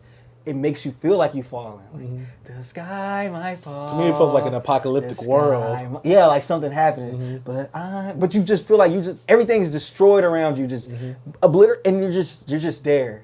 Like, hey, you know what I mean? Just oh my god, bro. And then Girl, listen up. oh, bro. And then Intergalactic comes, it's like more of the little, love Bouncy, connect, like Intergalactic, you and me. I rock with it. No, I like it too. Some I know some people whatever at that time, and then Alive, bro. Oh man, just sometimes. Oh. Sometimes I become alive. That song is hard. I know how it goes. I'm just forgetting the lyrics. But that was a turn up song right after that one. Oh, you talking about Cudi's on? No. Oh, right after Into the Galactic. Yeah. I'm trying to remember. I can't remember no lyrics. See, this is part where it starts to get money for me lyric wise. Oh, Cudi's on and Alive. In my zone, I'm feeling alright, Don't forget about violin, it's just allowed. Share her my daddy proud. Like, come on, bro, going. I'm like, oh my god, this album is just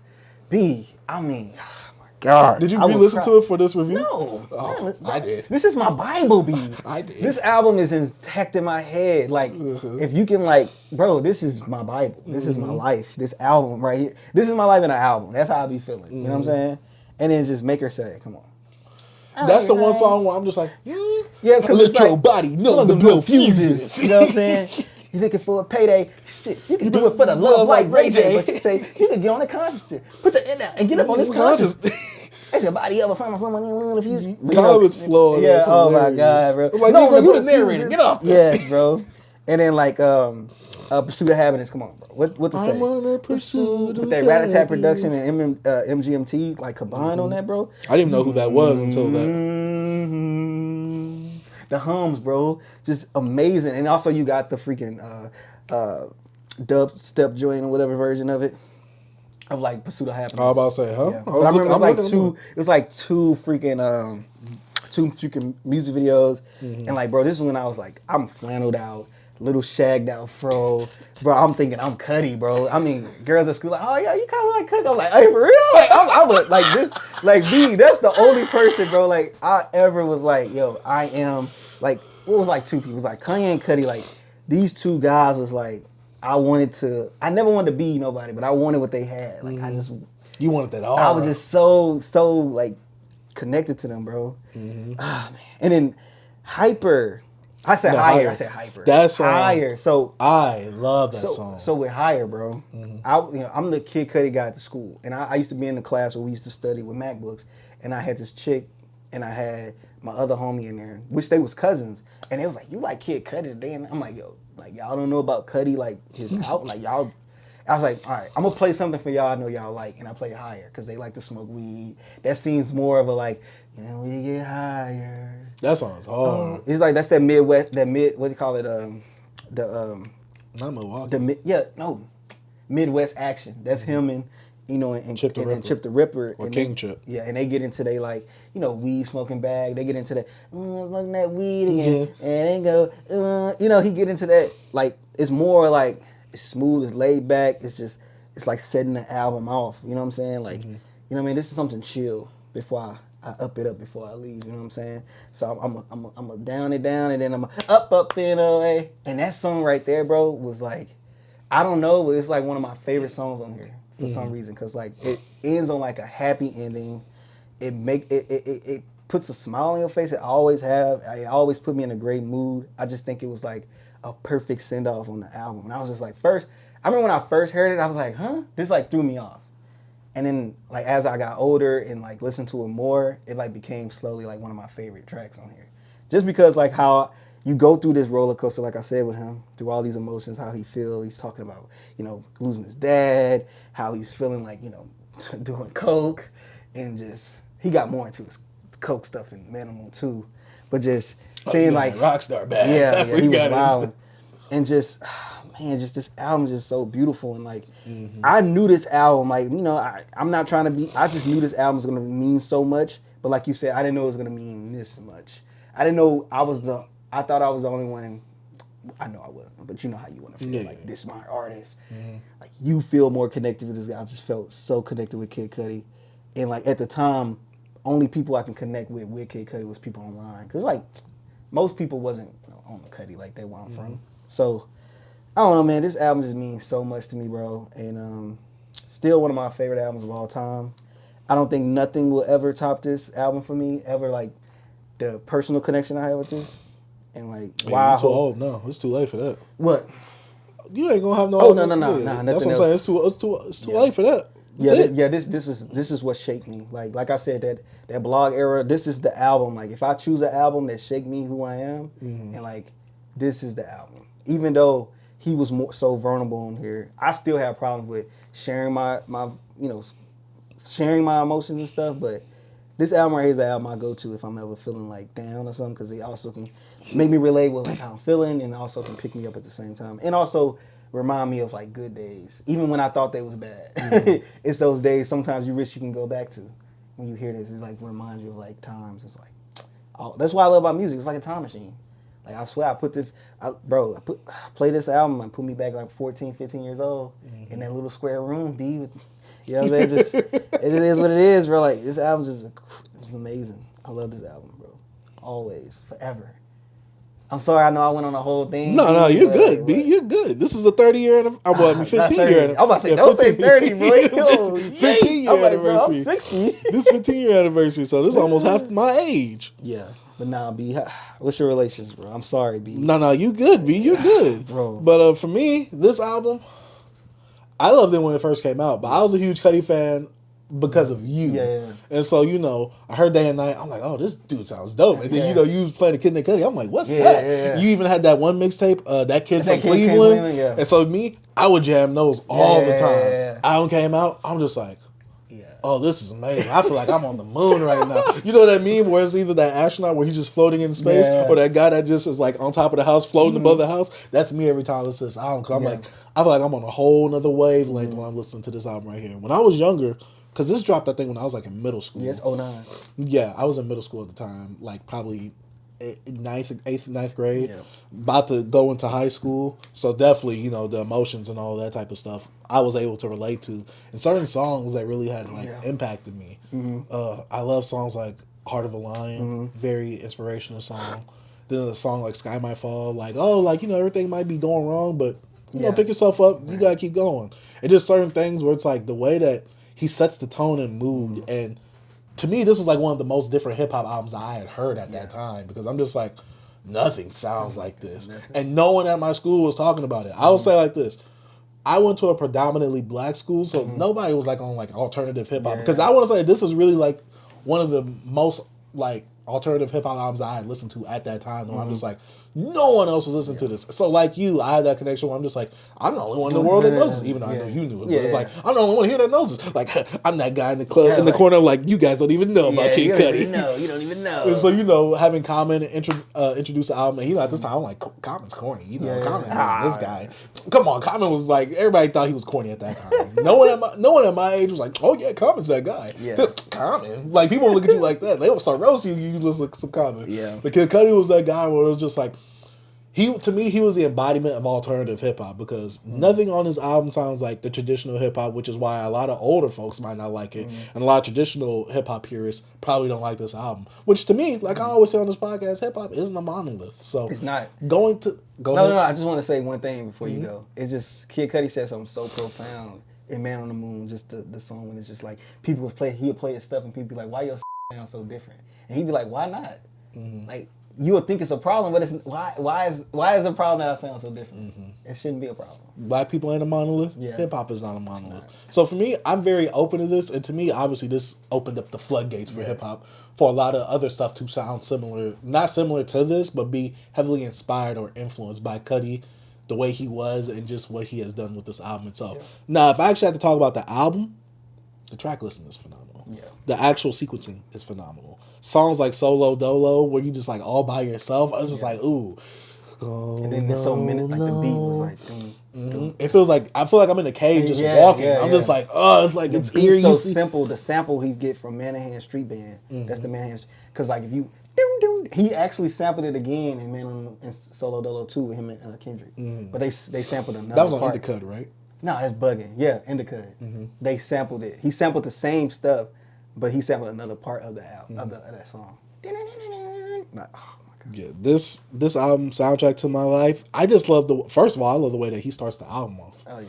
Like Soundtrack to My Life, simple as, Simple as that. With just simple as. I'm like, oh my gosh. But then you got Solo Dolo. It's like, how you get me from this hype song right here to this very low, like grungy sounding song? I'm just like, why am I all alone? Ding, ding. Yeah. How do you even flow on a song like that, B? Like, what are we doing on a type of beat like that? It's just, I think the album is just so perfectly like sequenced. To me, it's really vivid. Yeah, and it's just like, because it gives you that life, ups and downs, B. Hey, the Rise of the Night Terrors, which to me, it's very fitting. And I love the fact of part of the line, Kid Cudi theme music. To me, this feels like a theme of like prevailing, especially once it goes into the hook. Like, no one break me, because like he said, like what Common said in the intro, this is a kid that can't realize what reality from like his dream from reality. Like it just all feels like a dreamy, like a crazy, like a dream. You know what I'm saying? On some Freddy Krueger stuff, even though he references Freddy Krueger in Heart of a Lion. So we got My World, Day and Night, Sky Might Fall. Day and Night, Sky Might Fall. I just remember those songs so vividly because of that Kid from Cleveland mixtape. Yeah. Boy, I used to jam them songs. Body. That what's the little that kid named Cleveland, bro? That 09 freestyle, that drop freestyle. There's a lot on there. Rolling. Him and Jackie Chan. Switching lanes. You could catch me. Switching lanes. Oh man, this man done put me on. Intergalactic. I love that. I love that song. Oh yeah, I love everything. There's nothing to me bad on this album. Make her say it's the only skip if I had to choose a skip, but I tolerate it. Yeah, I don't even skip it. Yeah, like I tolerate it. Cudi Zone, I enjoy that. Pursuit of Happiness. Yeah, this is like an iconic Cudi song. If like not, Drake remember Drake in the freaking video with him. Okay, yeah, that's what I was thinking. I was like, ain't Drake somewhere related to this? Yeah, he in a video. Yeah, then we got Higher, one of my favorite songs on the album because it's just one of those mellow, chilled out songs, and then the way it bumps too.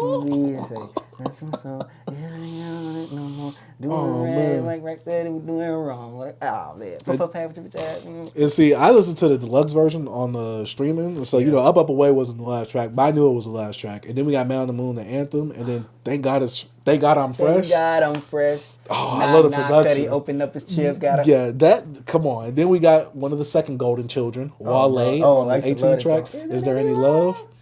Man. I remember, you know, one of my homies. I'm not gonna say his name because I don't know if he wants to. This is waiting for the song right now. Hey, nah, like you go. But yeah, one of my homies, you know him, but I don't want to say his name on the pod. He used to like love Kid Cudi too.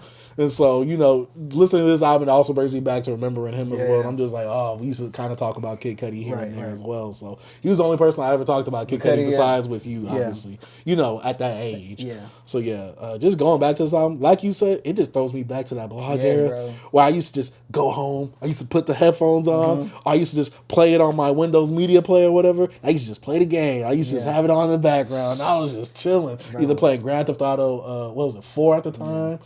I was playing Halo heavy around this time, Far Cry, those type of games I remember playing while like listening to this album because I was a 360 guy, so you could just put the album on and play the game, and oh my god, bro, what a time! All my I used to always make mix CDs, and like, oh my god, I had all Kid Cudi on that joint. I had like a whole feed. That time was just so iconic. The blog era was insane, and then the blog. We might have to talk, like you said, talk about the blog albums. This is one, bro. This is an album, bro. This is one of those best debut albums of hip hop history, to me. I think that would be a very controversial take, but I think it's one of the best debut albums in hip hop history. I'm sorry. I think a purist wouldn't say that, but I agree with you. Because you gotta understand, some of those guys that have the debuts I would say it's probably a few of them, they didn't make nothing else close to it. You know what I'm saying? At least Cudi got some stuff out. To me, he's still he's still there. This is a genre-changing album for me because I don't want to be that guy. Kind of like what NFR said on one of the podcasts. There's hip hop before Kid Cudi, Man on the Moon, and then they didn't say this. They said it about Rakim. There's hip hop before Rakim and hip hop after Rakim. To me, there's hip hop before Man on the Moon, hip hop after Man on the Moon because. To me, that's like the perfect like setup for the blog era of like everybody being so distinct, being their own, and being so personal. It's two albums in that time, in 08 and 09, that fits that for me. Not even considered that kid named Cudi, but 808s and Heartbreaks, and Man on the Moon 2. I Man on the Moon 1. Them two albums to me is like what kind of like, all right, Like we going to a different way. And you know that Cudi had a lot of influence on 808s because he did. He's all over that joint. He on there not even like freaking credited on some stuff. You know what I'm saying? Like, oh my God. This album is amazing, B. Nah, I remember, bro. Nah, man. You just don't know, B. I don't. You don't know, man.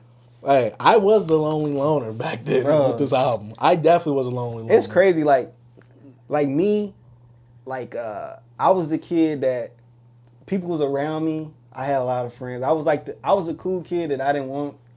No, I was a kid that I didn't, bro. I gotta push my dare. Oh my God, it just I was the guy I didn't want people around me, but I was surrounded by people like, yo, I really don't want y'all here right now. I just want to get in my bag and just be alone, because I'm a loner. That's who I am. I just, God, I just have people around me so much. I just like, bro, you just don't know how I felt when I moved away. I was so happy, B.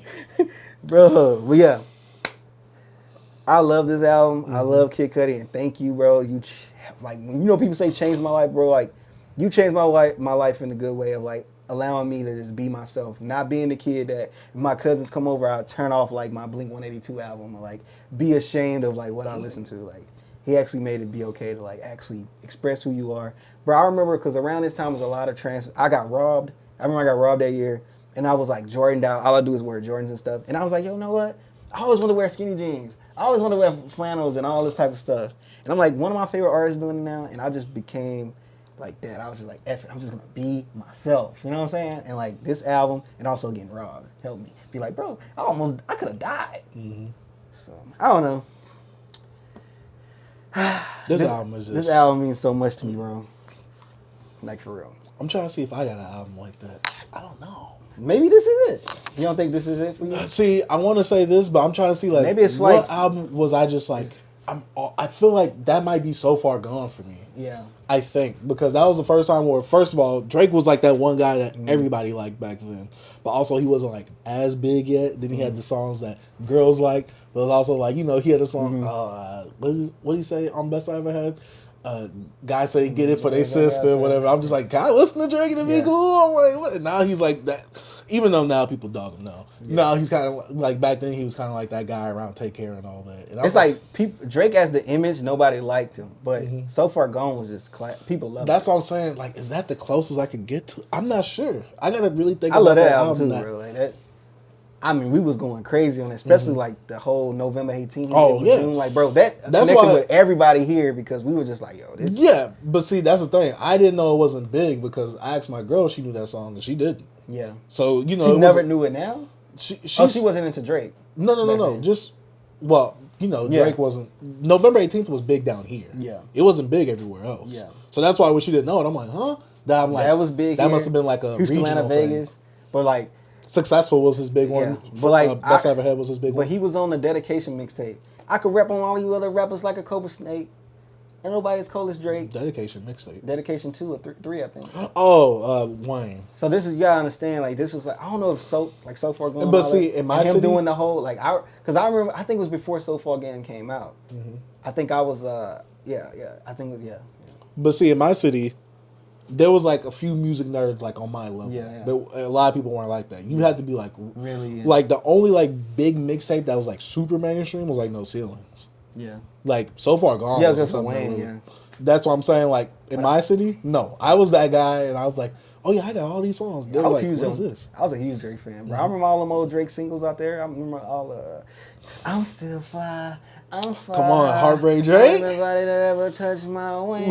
Like I think for me, that was my artist back then. Yeah, Drake was like that. Like how you are for Kid Cudi. For me, that was my artist. Like I'll just go home, Draked out. I'm Draked out. Hey, Drake. Around that time, I was on Drake. I knew about Drake early too, but like Kid Cudi was a guy's attached to, but Drake was my guy as well. I knew a lot of Drake stuff, bro. I was on Drake heavy back then. I love me some Drake, bro. I used to be on him heavy. Man. Same. I used to get all them little fake bootleg mixtapes. Oh, Heartbreak Drake's 1, 2, 3, 4. Juicy on there. It had a song called Juicy. Oh, yeah. I thought you meant the biggie one. Nah, it was called Juicy. But yeah, that's the fly one. The other stuff he had with with Wayne, the The official white label? Ransom. Oh, yeah. That was a and that classic. Forever, the other edition outside Oh, of with Bun B on there? No, Oh, you talking about the one Uptown. before Eminem them. That's Yeah, what before you talking Eminem about and Kanye. the regular Forever, yeah. Uh-huh. But nah, bro. Hey, I was in my drink bag, bro. Yeah, I was in mine, too. But yeah. That's about it for our discussion with Man on the Moon, the 15-year anniversary. Crazy. 15 years, crazy, B. Dang, bro, I'm old. I was like 14 or 13. I was 15. I'm 30 now, B. I was 15 when that game. Old. I was 14 when the album came out. Oh, that must have been I was 11 then. Yeah, I was 14 when the album came out. I was in middle school. You was 11? I was giving you this stuff at 11, bro? Hey, no, but I was on it heavy because I was on that Gucci, man. Yeah, you was. I was on that Gucci heavy. Hey, that blog era came. Hey, I was everything. I had time for everything. You was 11 because you was going to turn 12 that year. Mm-hmm. No, no, you was 12. 20. This was 09.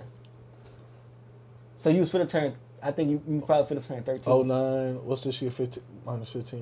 Mm-hmm. What did I turn? 29 this year. Yeah. 14. I was maybe 13. Yeah, and because I was gonna turn 15 the month.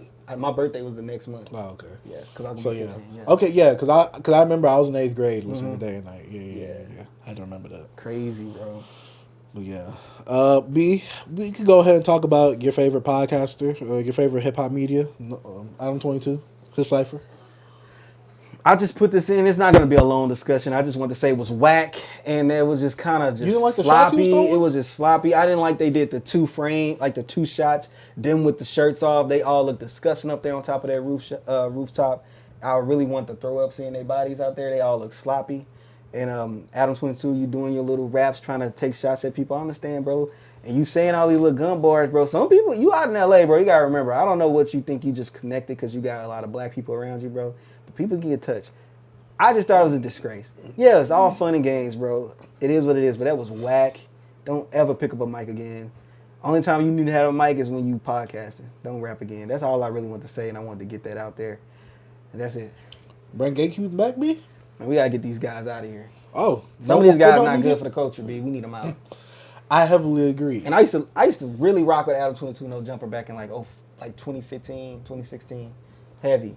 That's when he actually was, I think he touched an untapped community because nobody was interviewing SoundCloud rappers, especially the people I was into at the time. You know, he had Xavier Wolf, he had Craig Zan, he had X, he had Ski Mask, he was having like Bones. He was dealing with like all these guys I was rocking with. Chris, I can't think of his name. It's Chris something. I think it was just Chris. Just come on, man. When he was doing that type of stuff, I was rocking with. So do you feel like he's lost his voice since? Bro, you get it full of clout. You think you tapped in. You a little porn star now, bro. You just do your thing with that. You know, you letting people smash your wife. You know, you living a life, I guess, smashing your wife and smashing other chicks, you know. Do your thing on the Plug Talk radio, whatever y'all do, man. I don't know. Just the rapping, bro, just don't do it. It was hard to listen to. I just did it because, you know, we create this content, got to talk about it, right? I want to know, why would they let him do that? And then, first of all, he sounded horrible rapping. He sounded so bad. I wanted to be like DJ Vlad. The mixing is just not good on this. And like then him giving the mic to old boy, talking about Wigger. I'm like, yeah, I'm like, okay, you getting a little too close. Yeah. You getting mighty close to saying that word. Yeah. You getting a little too comfortable for my taste. But yeah, freestyle was whack. Wasn't it? It was bad. And also, I don't want to see you shirtless. I don't want to see none of y'all shirtless, bro. Y'all look disgusting. Yeah. Like JPEG said, he doesn't make music for people who, you know, get naked in a room and touch weenies together. JPEG, yes, you do, and they was probably listening to you before they did that. That's all. I don't think they were listening to JPEG. No, he was on JPEG was on his platform before. Yeah. Glazing Lil B and Thug, as he should, but Glazing Lil B and Thug. But yeah, Adam, you have severely lost your way, especially that last stunt he pulled. That was huge with him interviewing Pop Smokes. Yeah, what are we doing? Why do we allow this in the culture, B?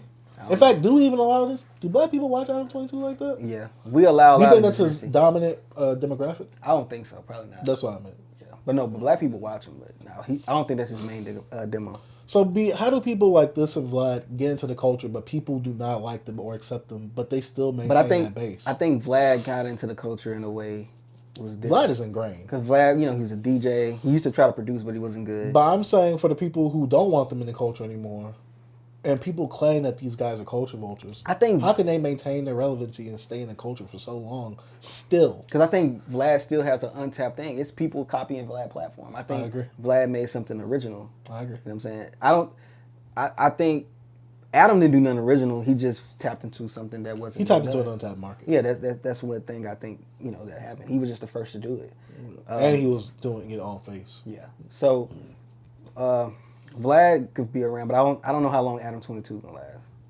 You think so? He seems to be always changing his I don't want to say demo, but his target audience from getting SoundCloud rappers like you said to now he's controversial. He got pimps, he got rappers on his stuff. He got too many cooks. Street people. So I think he kind of like canceled a lot of the shows at first. And he's trying to get political at times too. Yeah, he was bringing a lot of people talking about race and stuff people. like that. Like bringing on people like Destiny, having like Richard Spencer on there, Sneeko. A lot of Fresh and that's one thing you have to do though. Like you have to stay change relevant. Up, to stay relevant. It's like I forgot who was talking about it. I think it was off the bigger picture. There was like Drake's audience is always going to be there because he always changes with the times. He always gets with the young artists to stay young. So it's kind of like, do you feel like Adam is like that to where it's like he always gets what's popular right then and there? That's like more so an untapped market, but still has potential to like really. Yeah, because he has his audience. So now what he has to do is just stay relevant by doing things like rapping on the rooftop with his shirt off. So it's just things you got to do. Sometimes numbers slow up. You got to do what you got to do, especially when you have that type of platform and that a lot of eyes on you. You gonna have to do something. So yeah, I guess you could say that he's growing with his platform. I don't subscribe to him. I saw your watch history a while ago. You literally had an Adam 22 video pulled up. Never. I don't even know which watch history Bro, was. Was it the Hub or was it Tube? Bro, I don't know the last thing I watched from Adam 22. The last thing I watched from Adam 22 was probably the Nasheed interview. Oh yeah, I never watched that one. Because I just wanted to see like, is Tariq Nasheed really going to push back on him or no? Yeah, he don't say nothing really. I'm to my Adam. He'll just say, but so and so said this or something like that. But like, he always. He never says this. To me, he's like Lil Durk. He used people as like the. He's like Lil Durk. He always tells someone else's point of view or story, but you never tell your like. I feel like you probably said that, and you probably like, I'm asking for a friend now. Yeah, I remember I watched the interview with him and this dude. I think his name was Tyler Grosso, whatever. He used to be a guy around with like fashion and stuff and street fashion, and he was like, yeah. He got into it with some rapper. He was like, yeah, he called me the N-word. He actually said the word. And he was like, no. Adam's like, no, man, he said that too. You said it. And I'm like, all right. This was back in like 2017. I remember. I used to watch his content like heavy back then because I was into a lot of like the stuff that was going on. Lil Peep and all them guys. And no one else was doing it but academics, even though he wasn't interviewing them. He was just reporting news on them. Well, yeah, that's all I got for that. I just wanted to bring that up. Yeah, it's nasty. Super disgusting. Well, we can go ahead and have a quick discussion about that big three, B. Oh yeah, I had a lot on my mind when we was talking about it. I mean, when I put it in first brought it up, but it's been like a week or two since. It has, bro. We still can talk about it. Yeah. But has the big three changed? What is the big three looking like, and do we need another big three, B? Yeah. I think the big three will gradually grow apart. I think that comes with time. You don't think it already has? No, I don't believe so. I think they're still the big three. They still the most talked about. No, well, you mean like that? I thought you meant like quality wise in terms of like where they I'm talking about grow and like as like we say, hip hop is a young man's game. I think you age out, and I think Kendrick, Drake, and J. Cole will age out. Not in a way of like they're not getting the plays, they're not being as successful. They will not continue to put out good music, I guess, albums. I don't know if J. Cole's gonna retire. I don't know what Drake's gonna do. I think out of the big three, I think Drake is gonna have the weirdest point of growth. I think he set himself up for like the hardest like transition, because you gotta understand, like we say, like Drake never became like grown Drake. He's still like trying to be with the young crowd and stuff. So like him leaving, I'm still trying to see his transition, how would they go. I feel like J. Cole and Kendrick already hit their maturity, like what they want to do, how they they have families, they're married or whatever. And it's like with Drake, he has a kid, but he has a baby mom. He still raps about like women ain't this and I got this and he got a little misogynistic over the years. That's what I'm saying. With her loss, I'm like, I like misogynistic Drake. So he's going in. So I'm trying to understand like what would be his transition in the big three. I think Drake's transition would be the hardest because like will he grow and have mature fans, or will he always cater to the younger crowd? And so I was watching 2 podcasts this weekend, the New Rory and Mall and The Bigger Picture. And, they reference Sean, even though I've said it on the podcast, Sean has a more mature album. It's just that people are kind of like really praising this newer one, Better Me Than You Up, to be his mature album. I said that Detroit 2 was the more mature album, if you really want to go back to which album was Sean's most mature album at that time. But it's like they both brought up the point of like, people said like, they want people to grow, but when you get the mature album, it's like people want to call you corny, they want to say it sucks and all that type of stuff. And I just wonder, do we want a mature Drake album? Because what would that sound like? Will it come off corny? Will it come off forced? Will it be cringe? Like, I just wonder that type of stuff, because for me, Drake's been on a downward decline. Musically? Musically. I will say this. Going back, I do like Scorpion. I like CLB, but you could definitely tell that there's a disconnect somewhere amongst After Views. After Views, quality-wise, and like really solid projects, or whatever, it's like, ooh, that's like above an 8 right there. I feel like there's a huge disconnect. Even though I love More Life, I still, that album is still to me like in the middle area where it's like, how does everybody else feel about that? Because there's just so many sounds, him going for that UK drill-ish sound or whatever. I just want to know what a mature Drake album is, and do we really want a mature Drake? Because I know a lot of us want our rappers to grow and age with us, but I just can't imagine what it would sound like if he's done that. I know some people were saying a few weeks ago when this conversation actually came up, they brought up the song Comeback Season. I forgot what song it was, but Drake was using the Fonte flow or sounding a lot like Fonte. And everyone was like, oh, Drake was way more mature back then. Would we want Drake to revert back to something similar of that fashion? Yeah. Oh, well, to piggyback first off the Big Sean thing, I think we thought Big Sean was corny even when he was doing anything. He always had corniness to him. But I think with Big Sean, what lacks him is like in this newer album. Yes, it could be a little more mature, but it seems like flat. Like his vocals seem like dead. Like he don't feel like he's there. He don't feel present. And back with Drake, I think we will want a Drake. I think we are ready for a Drake mature album. Because I think Drake has songs still when he get, like in his soulful bag, and he really rapping and talking about things. He could do that. But I know that's not what he want to do, because he also wants to grab the crowd, have a song that's for the radio. He still could do that at an older age. But I think he kind of need to balance it out a little better. Because I think when it comes to like social media antics, the way he's dressing sometimes, I think it's some things that can be like, yo, like what are you actually trying to do? Like you're almost 40. It's like you can dress away and still be fashionable and kind of different, but look more mature. Like you can look at Kendrick, how he dressed. You be like it's like this weird like heady boy stuff, but like in a grown man way. And then you see Kid Cudi with pink hair and like fingernails painted. You like, Cudi, come on. But midlife crisis. But you don't think about him needing to mature musically sometimes, because I feel like he's in a way of like, I was so depressed that now I want to make happy music. And I don't think Drake ever showed us like him being like a sad person. Like him actually it's mostly like him being romantically broken or jaded or something like that. Like I don't think we know much about Drake's like personal issues. You know what I'm saying? Do we want to though? I think yeah. I think we'll want to know more about the artist of Drake. And like I feel like I think Drake I think he's more comfortable showing his stuff with like ladies. But like I don't think he ever got deep into like, yo, I actually don't feel black sometimes. Like I do struggle with being Canadian and not fitting in. Like I think one day he will get into that, because I think sometimes you're gonna, as an artist, most artists, I think they get into their bag. Like, look at Juicy J. He put out a freaking jazz album. He's more vulnerable and stuff on that album. Like, I think some of it. I just think that it gets to a point where, like... But look how long Juicy J's been in the game, and I hate to say this, he's super redundant. What do you mean? Like, subject matter-wise, Juicy J hasn't really changed it up from... Yeah, but I'm saying, like... I'm saying, like, how can certain artists have this...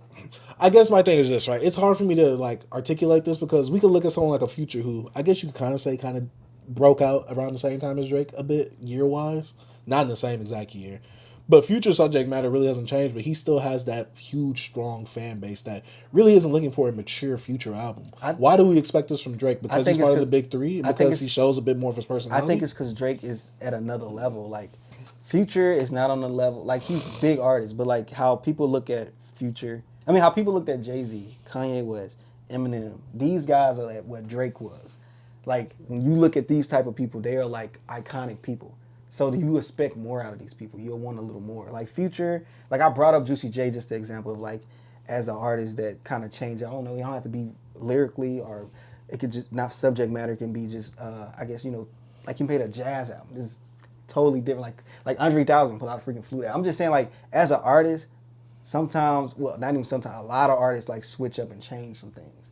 And I'm just saying, people expect that from Drake one day. We just don't know when it's gonna happen. Because I think he has that expectation on him because he's at the level of like every artist at his level has put out something that was probably like genre changing, musically changed, or like actually like with Jay-Z always dropped gems. But when he dropped 444, it was more like the most like, this is a album that's full of like me growing, me killing the ego of Jay-Z, talking about all this stuff. My mom is lesbian and all this. It's just some things that he broke the barrier. Like Jay-Z always like showed some parts of him, glimpses of like, you must have loved me, or like Song Cry and stuff like that. It's just like Drake, as him being this iconic artist, he don't give us much of that. Sometimes glimpses, but not, you don't got much of it. So I feel like a perfect artist to put in this conversation would be a Tyler, maybe a Childish Gambino. I want to say, I hate to say it like this. Do you feel like it's going to be harder for him because he doesn't have that black upbringing? What, Drake? I don't think it has anything to do with blackness from being more vulnerable. I mean, not vulnerable, more being personable. More mature. Because I assume because a lot of these rappers, because this is human. I agree, but a lot of these rappers kind of have that mentality of like, you know, I'm very brash when I'm young. You know, I'm talking about these drug dealing things or things that's happening around me. Versus, okay, I can reflect now on that type of stuff. Let me look and see what's really happening. One of the things I do like about Kendrick, I know a lot of people don't, he takes his time with his music. He takes breaks in between. So to me, he gets to actually experience and do things in life. And this comes with no features. You know, him not really coming out a lot like that. But between each of his albums, they all sound differently because to me, he's experimenting with new things, but also he's experiencing life. It's like artists with books. Yeah, I hate the fact that he said rap isn't my life. Rap is your life. You wouldn't be where you are without rap. So please don't say that. Because I feel like for you to be as good as you are, you've had to have studied this craft and have really reflected on it and really had to meticulously take a lot of time out of your life to create these bodies of works that you have in your discography. That's how I feel about Kendrick. Nah, I don't know that. None of us really know that. From when him saying that, I don't feel that way. You don't feel what way? Like that rap, like he's saying rap. And like I have other parts of my life. Like it's like saying, oh, content creation is your life, but it's not.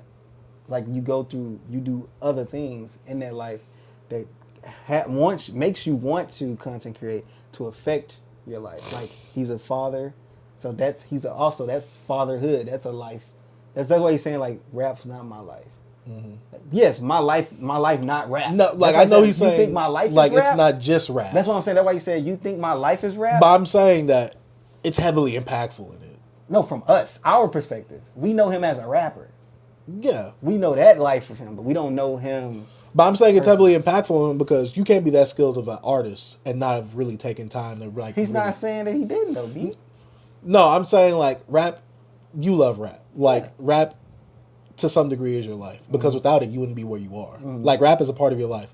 Like if I were to make it big and become like a millionaire or whatever, success from content creation, content creation is my life because that's what allowed me to do the things that I was able to do from the money that I made from it.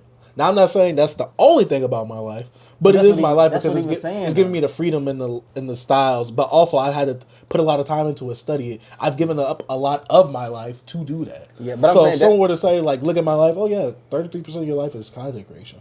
You know what I'm saying? I know, but I'm saying when he said that, I took it as you think my life is just rap. I have a son to raise, but you don't know nothing about that. He started talking about other things that he has to.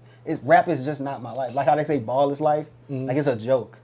That's why I think he been like, yo, rap is just not my life. I do other things. Yeah, well, yeah, it's possible for you to do other things. I'm saying like it's very hyperbolic, basically. Is what I'm Like saying. what you're saying is hyperbolic. Like you're saying like, oh no, it's your life because this is who you are. Rap made you this. Like rap made you who you are, 'cause you not like who studied you it. are in the core, but you studied it. Yeah, but like we could tell that you have a knack for it. You have a talent for it. You've practiced. So it. would you say that to the same person that hopped on a computer, made a little SoundCloud song, and became big? Would rap be their life as well? If they didn't put as much time that Kendrick did? No, that's different. Rap made your life. It didn't. It wasn't. It isn't your life. People who are actually for the culture or part of the culture that love the culture and take part of the culture, rap is their life, like a Kendrick. So you think SoundCloud artists? You think Drake rap is his life? Because he did the same thing. He studied his craft. Drake's a part of hip hop. I think rap is his life because one, Kendrick notes that saying rap just ain't my life. So he's really saying that Drake, your whole life is just rap.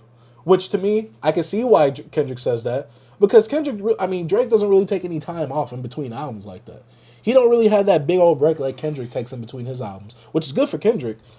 Can a Drake sustain that type of break between his albums because he always has some type of hit circulating in some type of time, but also you don't think Drake have the time to be a mature artist? That what you no. I do. I think he's not allowing himself to by not living enough life on its own without just doing music.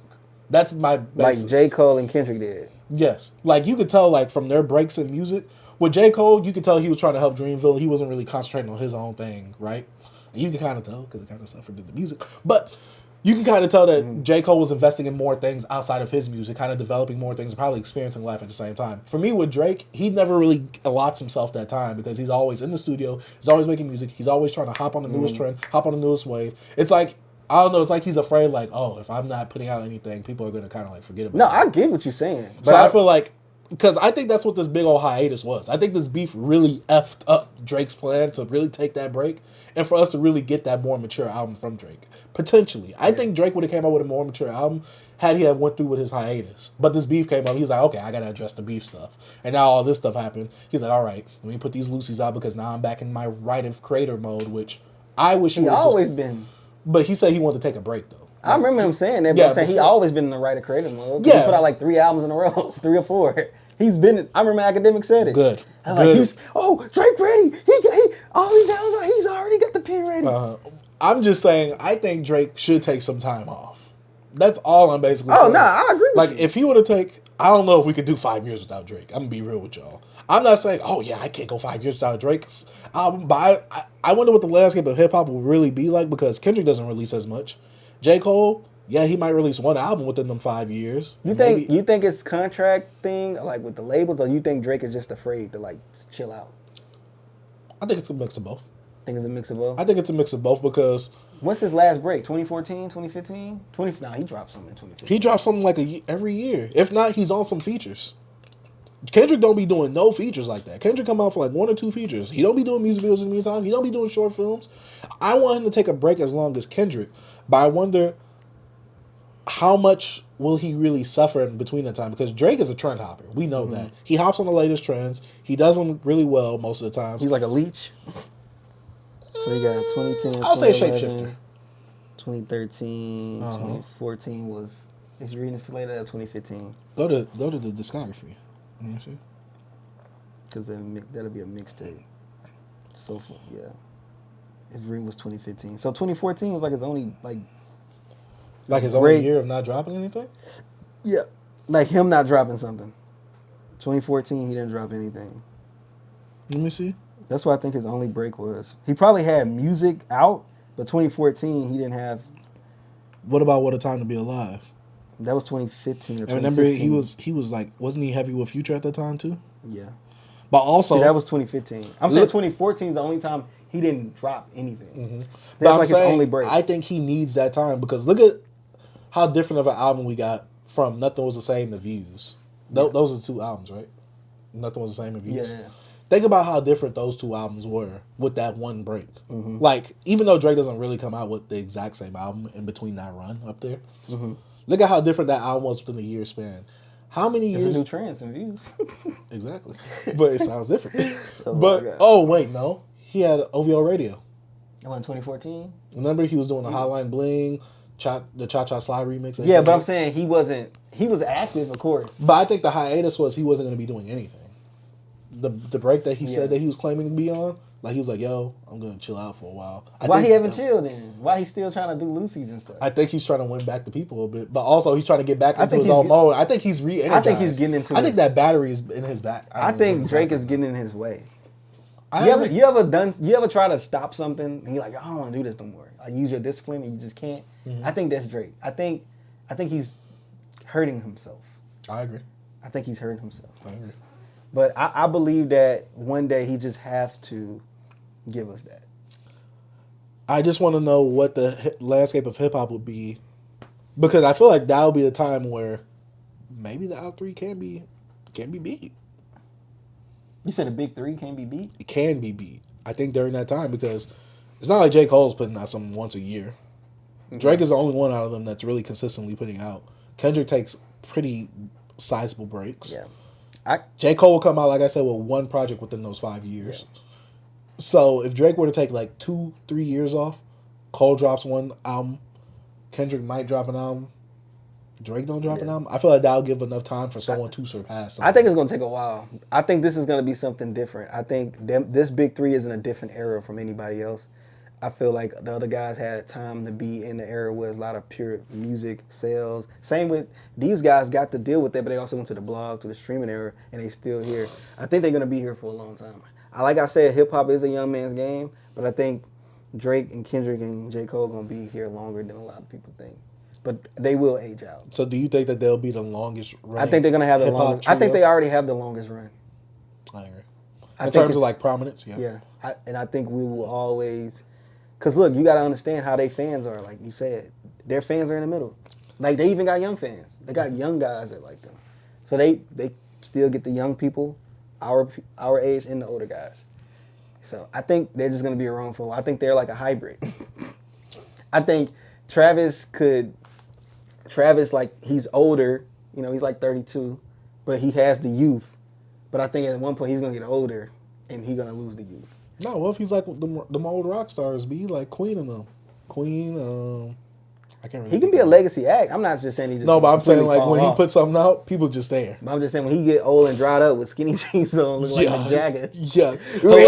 How do you do, fellow kids? Yeah, nah. But now I don't know, bro. It's gonna be. I mean, look at interesting. Kanye. He's still going. He hit number 2. But Kanye's in a different level as well. Jay is too.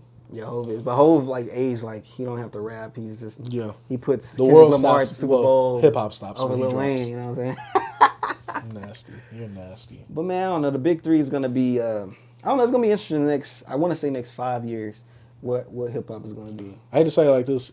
Out of the big three, who do you think will have their fall off first? J. Cole. He already predicted it.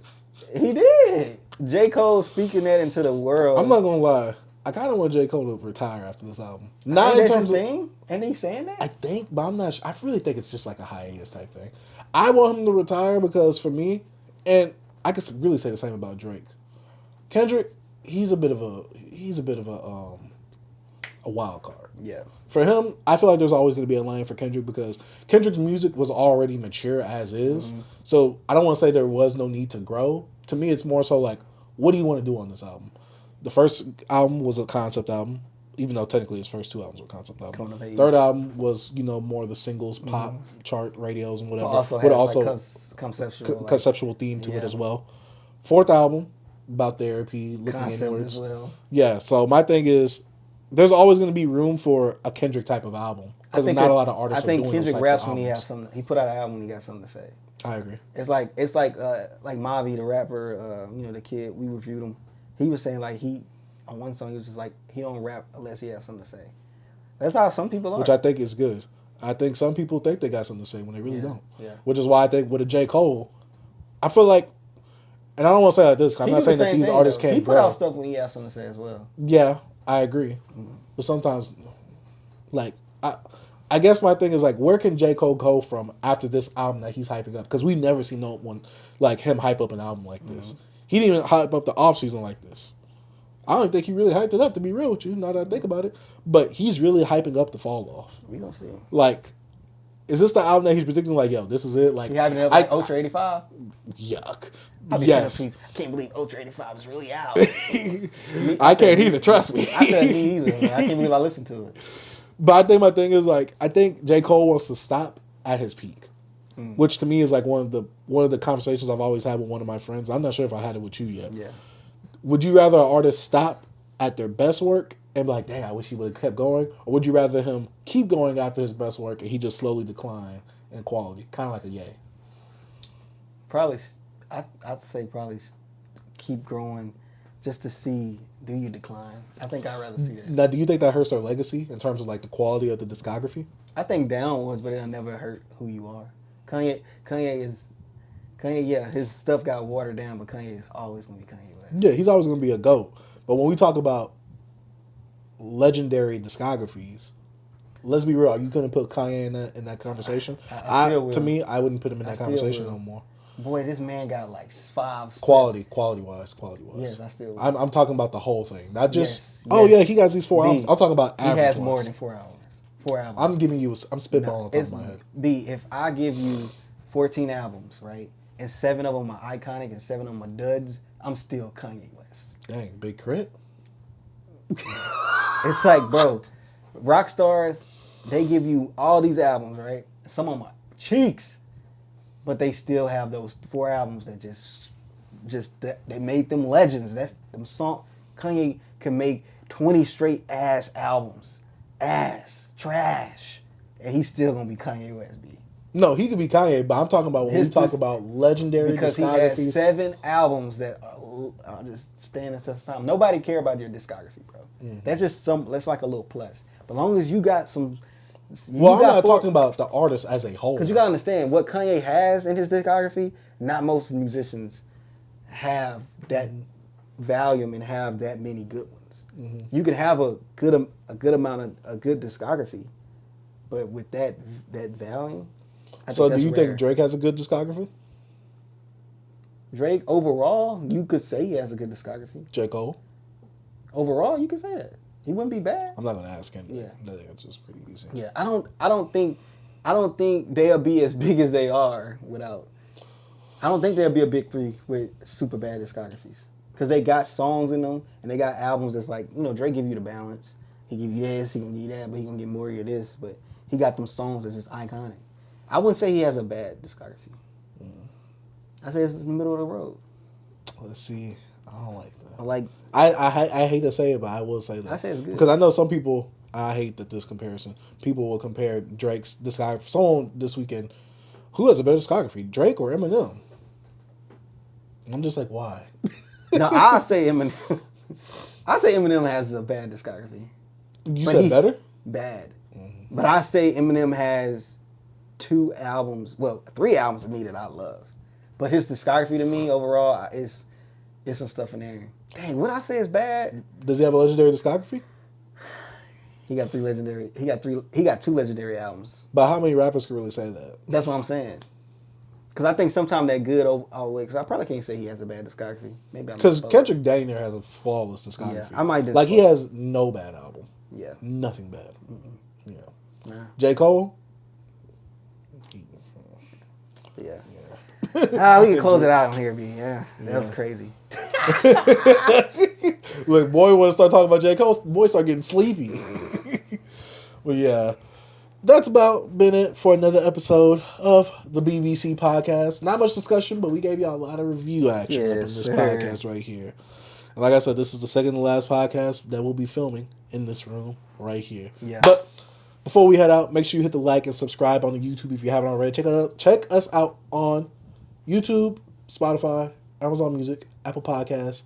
There is no Google Podcasts because they took that down. And wherever else you can get your podcast. The video version is up on Spotify and on YouTube. We do put up clips on the YouTube in case you can't watch the full discussion either, so make sure y'all check that out as well. Yes, sir. I think that's about it. You got any closing notes? My closing note is stay healthy and get wealthy. Mine is just subscribe and support, goddamn it. Oh yeah, make sure you like and subscribe. And get out that goddamn echo chamber. Y'all need to get out. Yeah, bro. You gotta hear some other opinions out here. Yeah. Or just touch some actual grass. Something. And touch people who actually listen to music. Yeah. But yeah. My name is Chase. I'm T. Peace.